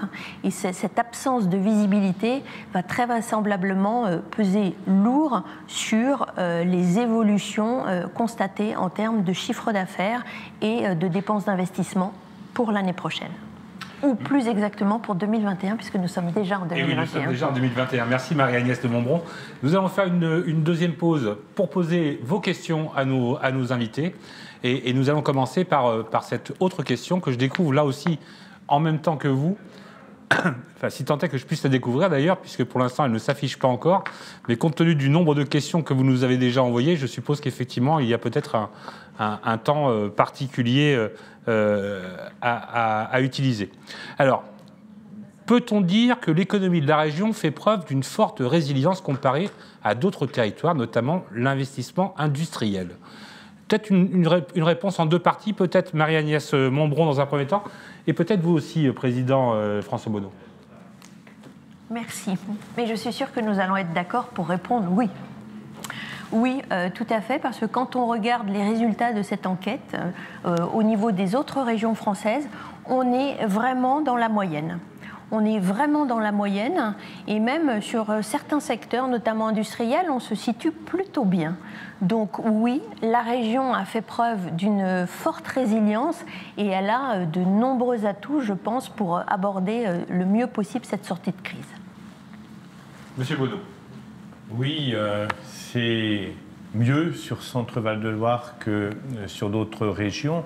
C'est déterminant puisque, comme vous l'avez montré, Madame la directrice régionale, la part de l'industrie dans notre région, en termes de PIB, en termes d'emploi, est beaucoup plus développée qu'ailleurs. Et donc, si nous n'étions pas au moins aussi performants que la moyenne, ça aurait des incidences catastrophiques pour notre région. Je crois qu'on résiste pas mal. Nous avons des secteurs qui sont des secteurs porteurs. La pharmacie en est un, et c'est un élément marquant, très développé sur notre région. Il faut que nous allions plus loin. On voit des secteurs qui résistent bien. Je pense notamment aux belles initiatives qu'on voit dans le secteur de l'automobile. C'est un secteur très marqué, très impacté. Et pourtant, on voit de très beaux investissements qui se font aujourd'hui dans le dialogue qui est engagé autour du soutien plan de relance. On voit des très belles initiatives. On voit aussi des choses dans l'agroalimentaire. Donc des secteurs qui résistent, qui font le pari de l'avenir, qui, au cœur de la crise, se projettent et avancent. Et il y a un élément qui, je crois, peut nous permettre de dire ça, c'est que lorsqu'on prend l'analyse de la crise sous l'angle de l'emploi, le niveau du chômage a été moins élevé en Centre-Val de Loire qu'en moyenne nationale avant la crise, et il a moins augmenté pendant la crise, ce niveau de chômage, qu'il n'a augmenté en moyenne nationale. Donc il y a une assez bonne résistance, mais ça ne doit surtout pas nous amener à dire que les choses vont bien et qu'on peut dormir tranquille. Ça doit nous amener à nous mobiliser de manière encore plus déterminée, parce que quand on le fait, il y a des résultats. Merci, Président. Autre question, et du coup, celle-ci, elle va être assez complexe pour ce qui concerne la réponse. Je ne sais pas qui j'enverrai, j'allais dire au charbon, entre guillemets, sur cette réponse-là.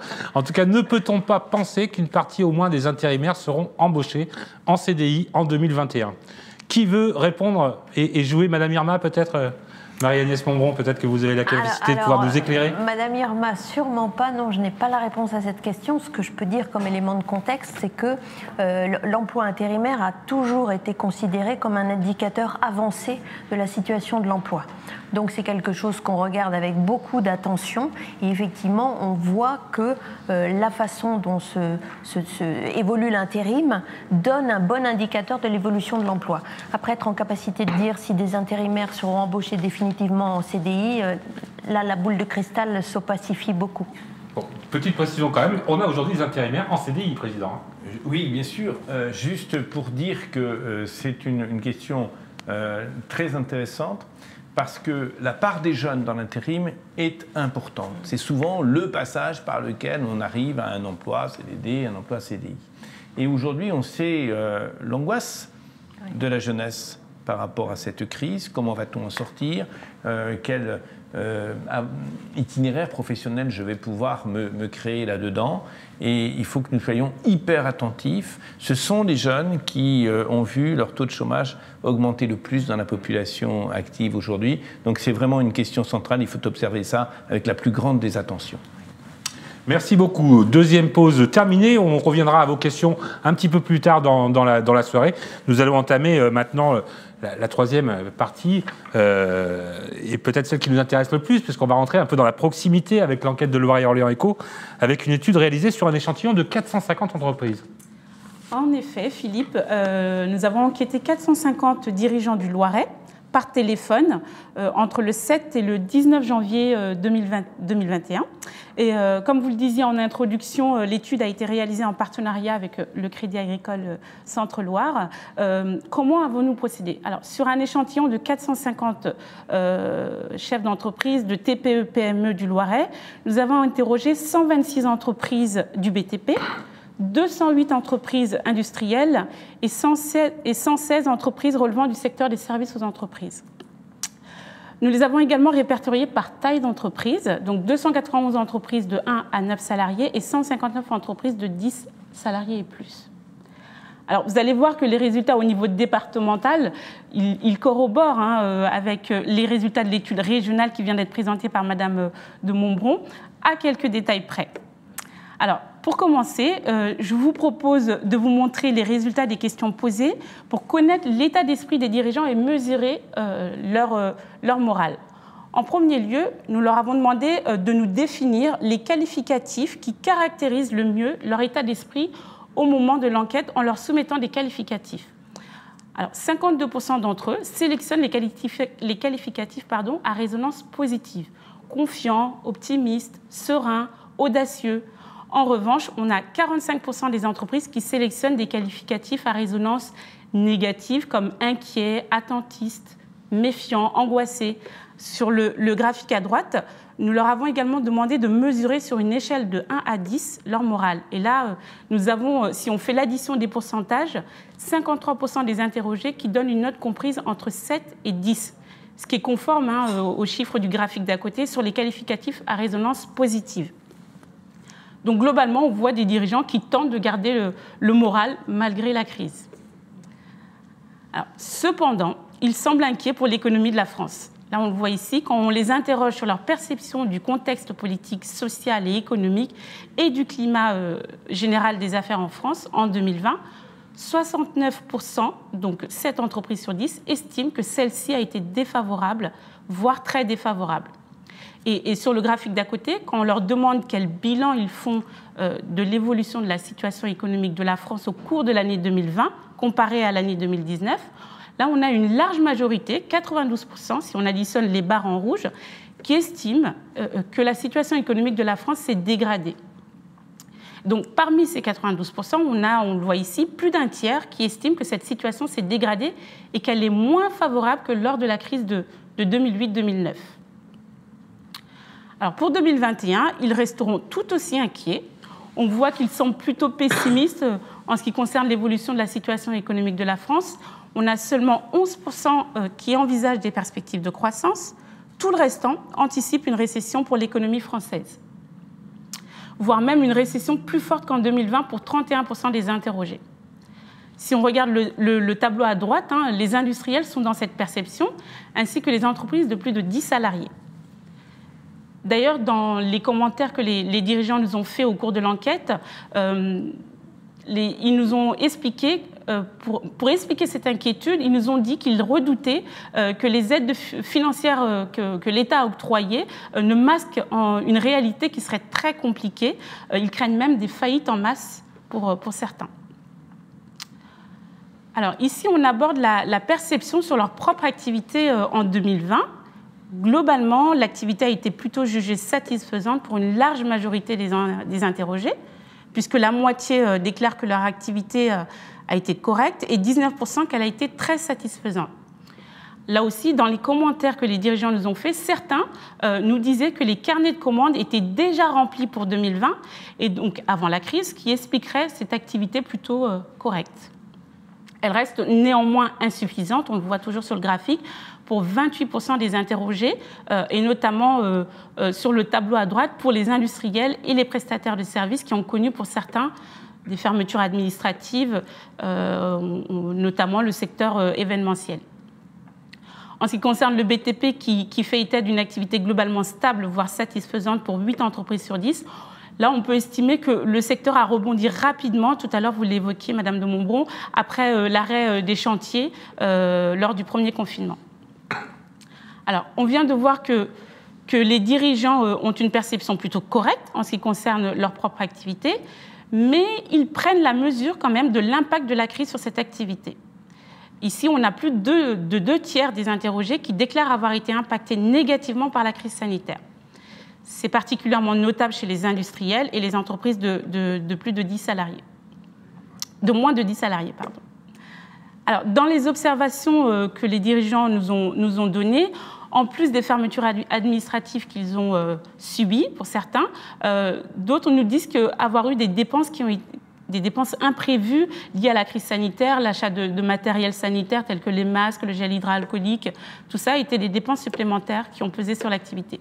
On peut noter que seulement 26% des dirigeants déclarent qu'il n'y a eu aucun impact et que pour 8% des dirigeants, la crise sanitaire a eu un impact positif sur le chiffre d'affaires. Alors, les prestataires de services sont un peu plus nombreux à être dans cette tendance. Pourquoi ? Nous ne leur avons pas posé particulièrement la question, mais certains ont évoqué, là aussi dans leurs observations, que la mise en place du télétravail leur a permis de continuer leur activité. Plus précisément sur la réalité de l'impact de cette crise sanitaire sur les chiffres d'affaires, on a ici plus de la moitié des interrogés qui estiment avoir un chiffre d'affaires 2020 en baisse par rapport à celui de 2019, ce qui rejoint ce que vous disiez tout à l'heure. Mais parmi eux, 19% déclarent qu'il s'agit d'une baisse de CA supérieure à 20%.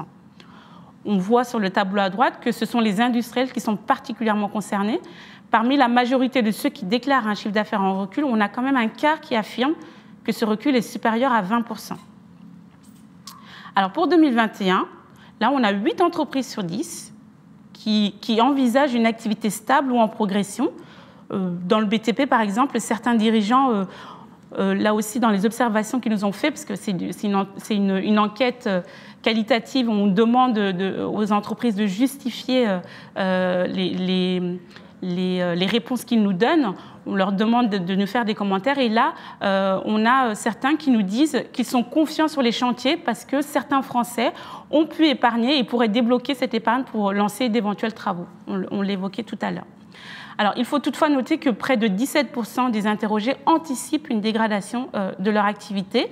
Et parmi eux, on a une petite part, seulement 3%, qui déclarent même que la survie de leur entreprise pourrait être engagée. Nous les avons également interrogés sur leur projection d'un retour à la normale en ce qui concerne cette activité. Eh bien là, on a 6 entreprises sur 10 qui estiment avoir déjà ou pouvoir retrouver un niveau d'activité normale ou en tout cas proche de celui d'avant la crise pour la fin de l'année 2021. Alors, 4 entreprises sur 10 l'envisagent peut-être même au premier semestre 2021, tandis que 2 entreprises sur 10 environ le prévoient d'ici 2022, voire plus tard. On peut souligner à ce stade, on le voit tout en bas du graphique, que près de 20% tout de même ne savent pas et donc sont vraiment dans l'incertitude. Alors, sur la situation financière des entreprises du Loiret, celle-ci, elle ne semble pas si catastrophique que cela, au vu des résultats de l'enquête. Globalement, les dirigeants interrogés jugent leur situation financière comme normale. On le voit sur le graphique, 60%. Un tiers des interrogés estiment toutefois que la situation financière de leur entreprise est difficile, voire très difficile. Parmi ce tiers, on a un quart qui estime tout de même que la pérennité de leur entreprise est même engagée du fait de cette situation difficile. Dans le détail, sur la perception de la situation financière, et notamment sur l'état des trésoreries ici, celles-ci, elles sont globalement, les trésoreries sont globalement jugées bonnes. On voit que 48% estiment qu'elle est à l'équilibre. À cela s'ajoute 40% qui estiment qu'elle est même bénéficiaire. Cela pourrait s'expliquer certainement, et nous l'avons évoqué tout à l'heure, par les aides qui ont été accordées par l'État, notamment le PGE, pour soutenir les trésoreries. Alors, en ce qui concerne l'état des trésoreries pour 2021, là, les dirigeants du Loiret, en majorité, se projettent sur des trésoreries suffisantes pour affronter la crise.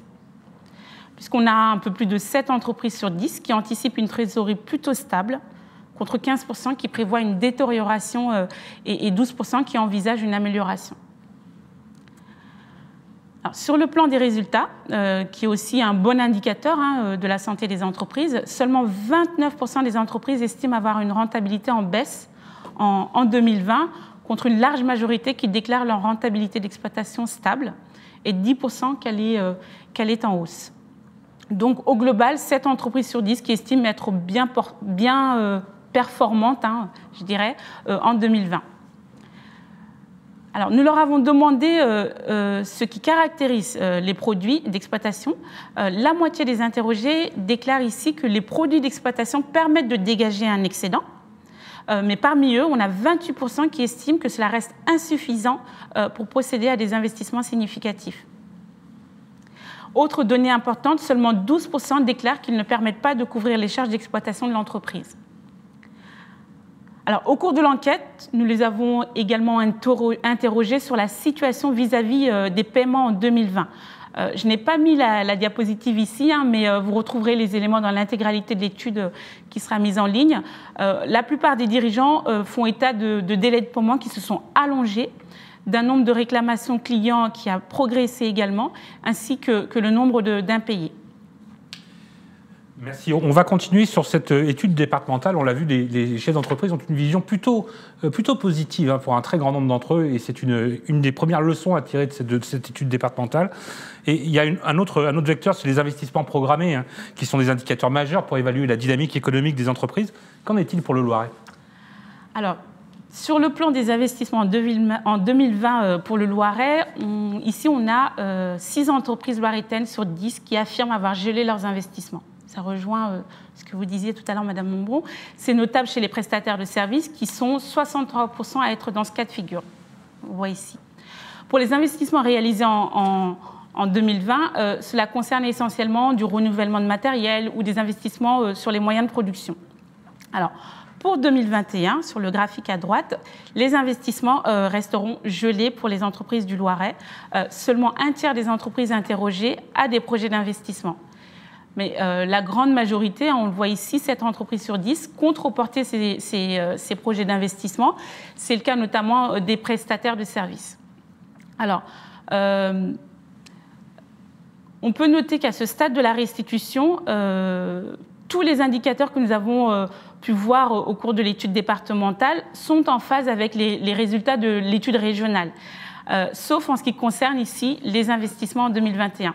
Tout à l'heure, Madame Montbron, vous faisiez état d'un rebond de l'investissement en 2021 pour les entreprises régionales.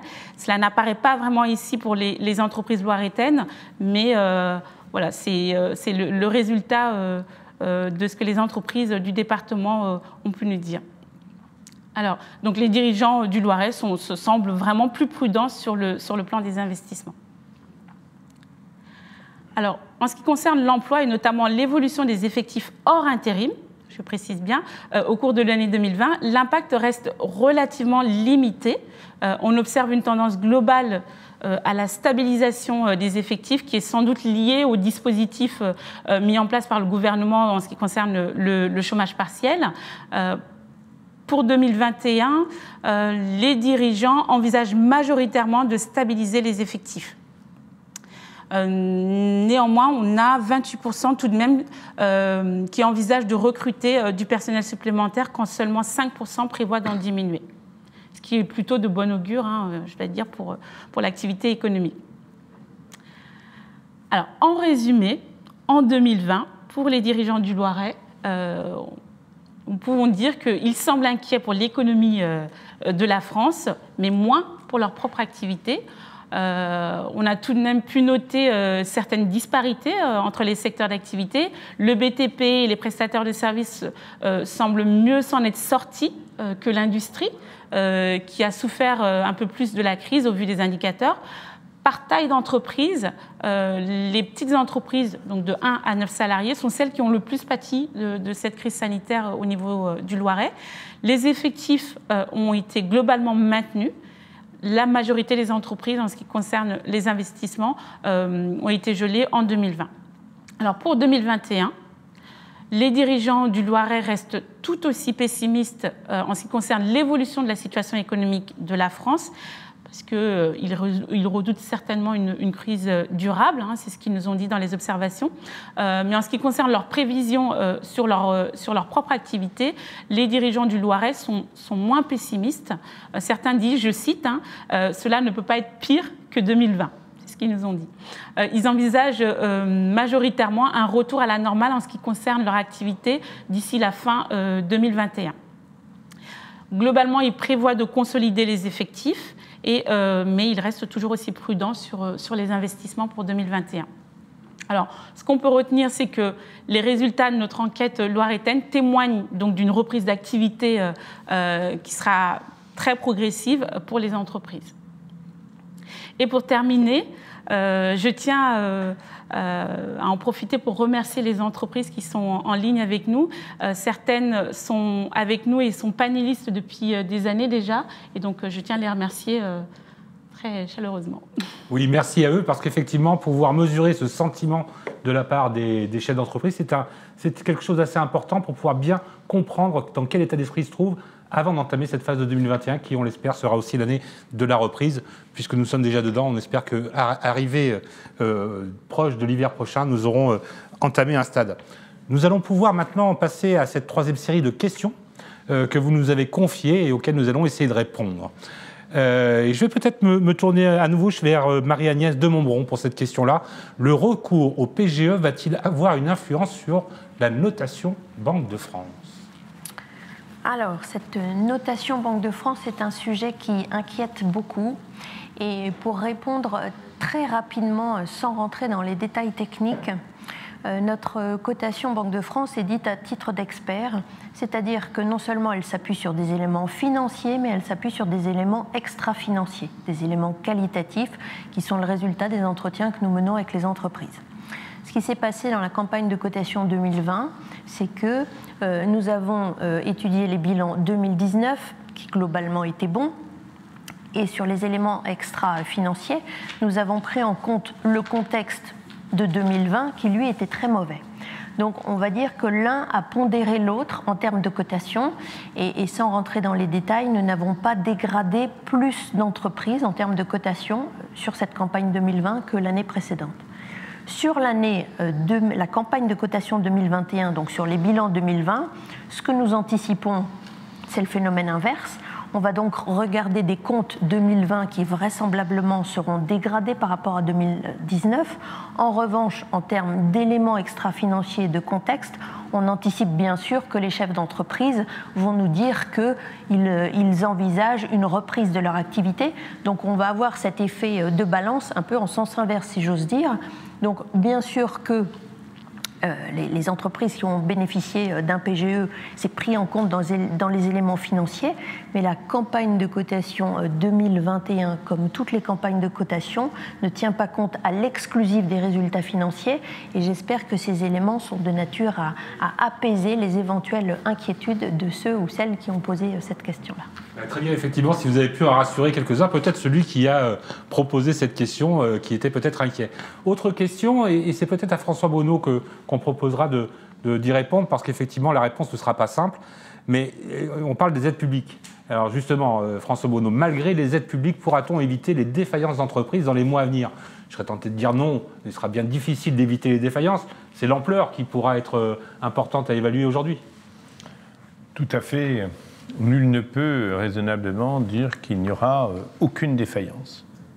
Toutefois, par rapport à la violence, à la profondeur, à la durée de cette crise, aujourd'hui, beaucoup de situations, grâce au chômage partiel, grâce au PGE, grâce à la mobilisation générale, beaucoup de situations restent maîtrisées, et grâce au sang-froid et à la capacité de résilience des entreprises.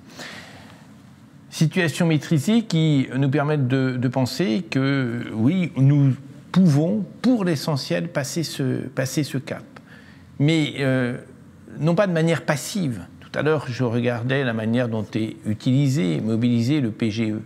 Il y a du PGE qui est mobilisé pour renforcer, pour reprendre de la compétitivité à travers des investissements qui sont des investissements d'avenir, qui sont des investissements qui permettent d'être complètement au rendez-vous au moment de la reprise. Donc je crois que on est aujourd'hui avec des effets entreprises et des effets chômage qui sont moins lourds massivement que certaines expertises pouvaient le penser dans cette crise. Il faut continuer collectivement à résister et il faut continuer collectivement à faire le pari de la confiance. Ici, dans le Loiret, beaucoup de chefs d'entreprise restent confiants, déterminés, tiennent bien leur ratio. D'autres sont plus pris par la crise et inquiets, on le comprend. Il faut que nous soyons à leur côté. C'est une des raisons pour lesquelles les collectivités territoriales, et notamment la région, sont venues en appui de ce que fait l'État pour les soutenir.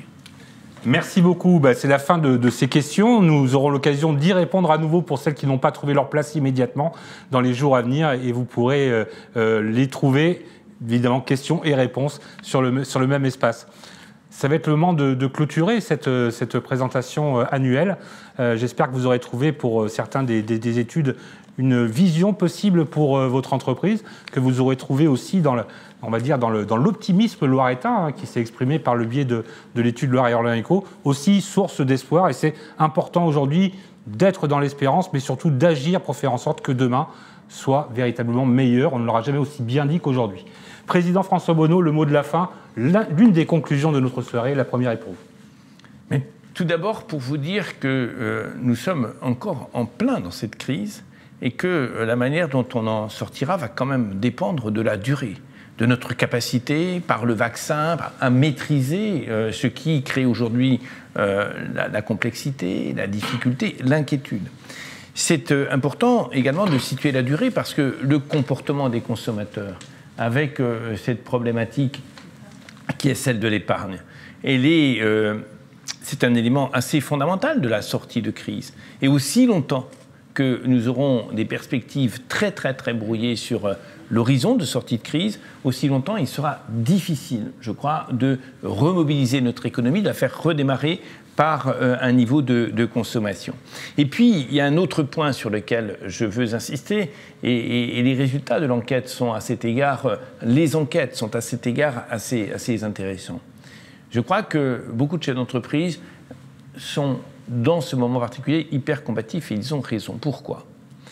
Si nous projetons un tout petit peu en arrière, dans la période qui était globalement une période de développement, une période de croissance, l'élément numéro un qui était mis en avant pour dire ça reste difficile, c'était l'élément de la compétence. C'était pour les entreprises dans plein de secteurs. On a parlé de l'industrie, bien évidemment, on a parlé du bâtiment, on a parlé de certains domaines de services. C'était dans des secteurs la difficulté à trouver les compétences pour prendre des marchés, pour se développer, etc.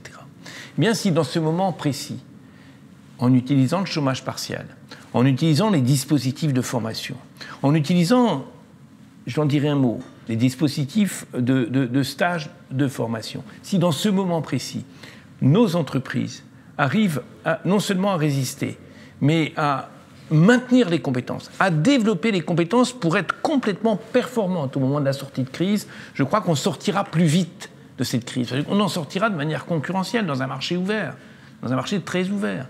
Il faut absolument là-dessus que nous avancions. Il y a 2 points sur lesquels je veux, en conclusion, insister. Je pense, on a vu au début de la crise, on a tous été quand même choqués que nos très belles entreprises ne soient pas en Europe et en France en capacité de nous produire des produits aussi basiques que le sont nos masques. Il faut miser sur la relocalisation. Je le dis ici dans le Loiret. On voit que des entreprises s'y engagent. Il faut que partout où on peut le faire, c'était la pharmacie tout à l'heure, l'agroalimentaire et bien d'autres secteurs, il faut miser là-dessus. Et puis, je termine par les jeunes. Aujourd'hui, on a des jeunes qui sont en bac pro, des jeunes qui sont en BTS, des jeunes qui sont en DUT, des jeunes qui sont en licence professionnelle, master pro, école d'ingénieur, qui ont un mal de chien à trouver des stages. Et légitimement, les chefs d'entreprise nous disent quoi ? Mais comprenez bien, on a des règles sanitaires qui s'imposent dans nos entreprises et les protocoles ne sont pas simples à faire respecter. On a des collaborateurs qui travaillent en distanciel. On a des collaborateurs qui sont très mobilisés par cela. On a du chômage partiel, etc. Comment voulez-vous qu'on puisse prendre autant que par le passé ces stagiaires qui sont en formation ? Il faut que, et je vais provoquer là-dessus bientôt une réunion, il faut que nous trouvions les solutions. On ne peut pas laisser ces jeunes avec le sentiment qu'ils seraient finalement une génération sacrifiée parce qu'on ne les aura pas au rendez-vous de la compétence. Il faut que nous inventions collectivement, c'est à la fois un appel et un désir de dialogue que je lance, collectivement des moyens de nous mobiliser pour que ces jeunes puissent terminer leur parcours et pour qu'ils puissent être en confiance au moment de la reprise. Merci, Président Bonneau. Un mot de conclusion, Xavier Malherbe, vous qui êtes directeur général du Crédit Agricole Centre-Loire et notre partenaire ce soir pour cette restitution d'études.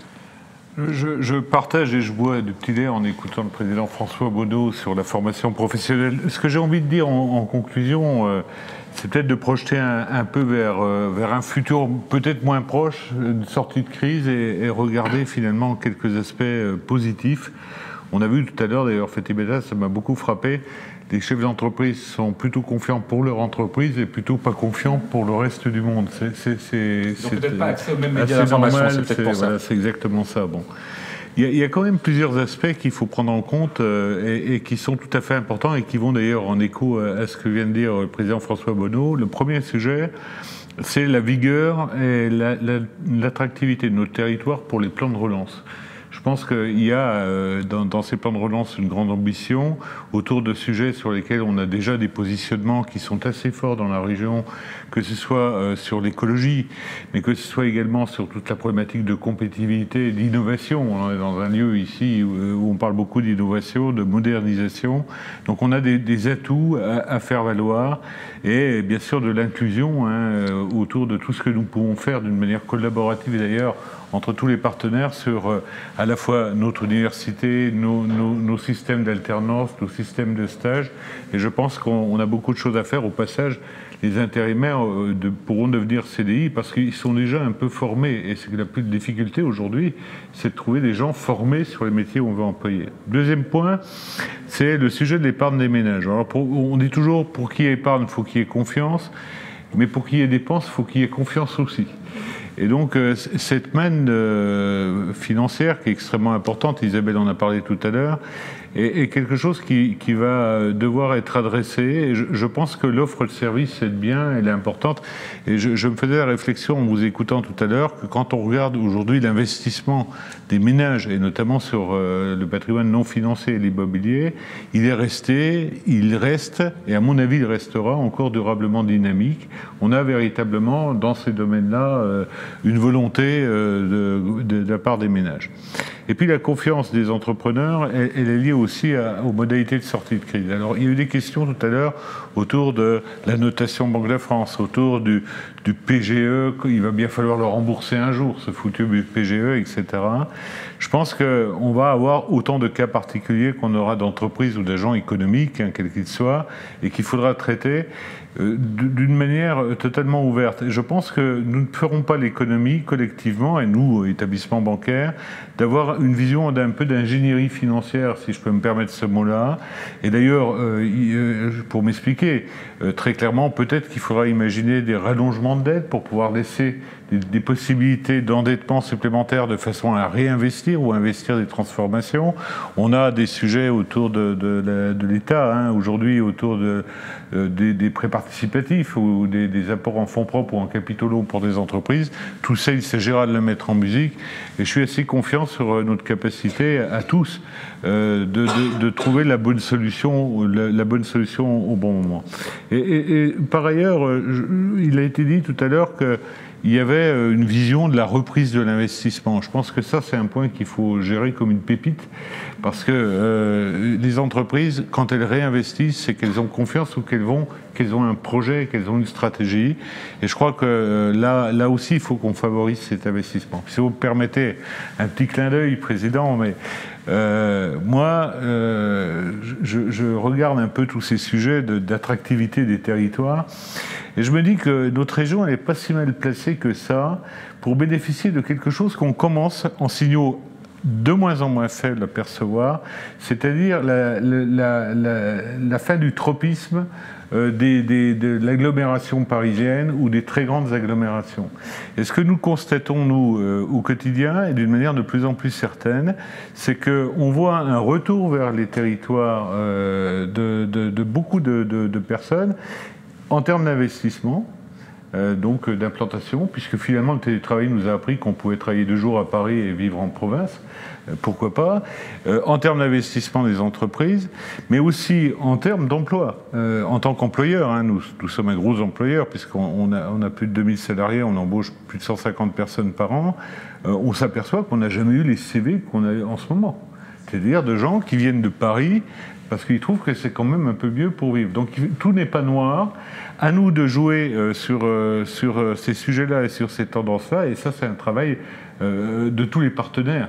Ça ne peut pas se faire l'un ou l'autre, c'est nous tous, et il faut qu'on trouve les éléments pour pouvoir mettre tout ça en musique, et les éléments qui nous permettront, parce que nous avons des bonnes infrastructures, de répondre et de donner un nouvel élan ou un élan nouveau derrière la crise à l'économie du territoire. Donc je maintiens, je reste optimiste. Merci pour cet optimiste. Dernière intervenante, non des moindres. Pour ce mot de conclusion, vous avez quelques minutes à peine pour conclure. Marie-Agnès de Montbron, directrice régionale de la Banque de France. Alors je veux dire très très rapidement, notre gouverneur a l'habitude de dire que la Banque de France a la tête en Europe et les pieds sur le terrain. Et effectivement, nous avons les pieds sur le terrain, nous sommes présents dans tous les départements de la région, et la Banque de France est au service de tous les Français, des particuliers et des entrepreneurs. Donc ça veut dire que nous sommes accessibles, ça veut dire qu'il ne faut pas hésiter à nous solliciter. Et en ce qui concerne, au-delà des particuliers, tous les dispositifs d'inclusion bancaire, le traitement du surendettement, le droit au compte, la gestion des fichiers d'incidents, pour les entrepreneurs, nous pouvons rendre de nombreux services. Il y a bien sûr en région, nous avons, et même dans tous les départements, des correspondants TPE, PME qui peuvent être sollicités. Nous sommes présents dans les dispositifs de médiation du crédit qui ont été très sollicités l'année dernière.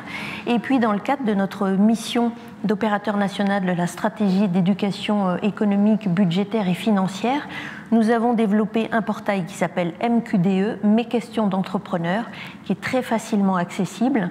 Et donc, j'invite tous les entrepreneurs qui nous écoutent à aller le voir. Il y a un moteur de recherche qui est assez bien conçu, qui peut vous aider. Et pour revenir sur ce que vous disiez, Monsieur le Président, que je partage tout à fait, le développement des compétences et l'aide aux jeunes pour trouver, si ce n'est un emploi, au moins un stage, j'en profite pour dire qu'il y a un site internet de la Banque de France, bien sûr, avec un onglet recrutement, que nous recrutons différents types de stagiaires, que nous recrutons des alternants et qu'il ne faut surtout pas hésiter à visiter notre site pour voir tous les services que nous pouvons rendre à la société et aux particuliers et aux entrepreneurs. Merci beaucoup. Et pardon, et j'oubliais, et j'aurais honte d'oublier, bien sûr, je m'associe à tous les remerciements qui ont été faits, notamment vis-à-vis des entreprises qui ont répondu à l'enquête, mais vis-à-vis de vous tous qui avez contribué à la tenue de cet événement. Et puis aussi, j'associe toutes les équipes de la Banque de France qui ont fait un gros travail à la suite de cette grosse enquête. Merci beaucoup pour cette ultime conclusion. Merci beaucoup à vous qui nous avez suivis ce soir pour cette restitution d'études très intéressante, très marquée, moi, en ce qui me concerne, par la positive attitude de nos entrepreneurs loiretains. Et je n'aurais qu'un mot à leur dire, c'est de continuer à faire passer ce virus de la positive attitude, ici et évidemment ailleurs. Pour les chefs d'entreprise qui ont des inquiétudes, pour ceux qui ont des projets, n'hésitez pas à venir au contact des chargés mission d'entreprise de Loire et Orléans Co. Ils sont là pour vous répondre, ils sont disponibles à chaque instant pour vous accompagner dans vos démarches. En attendant, je vous remercie à nouveau de nous avoir accompagnés et puis en attendant de nous retrouver en présentiel, continuons à avancer basket.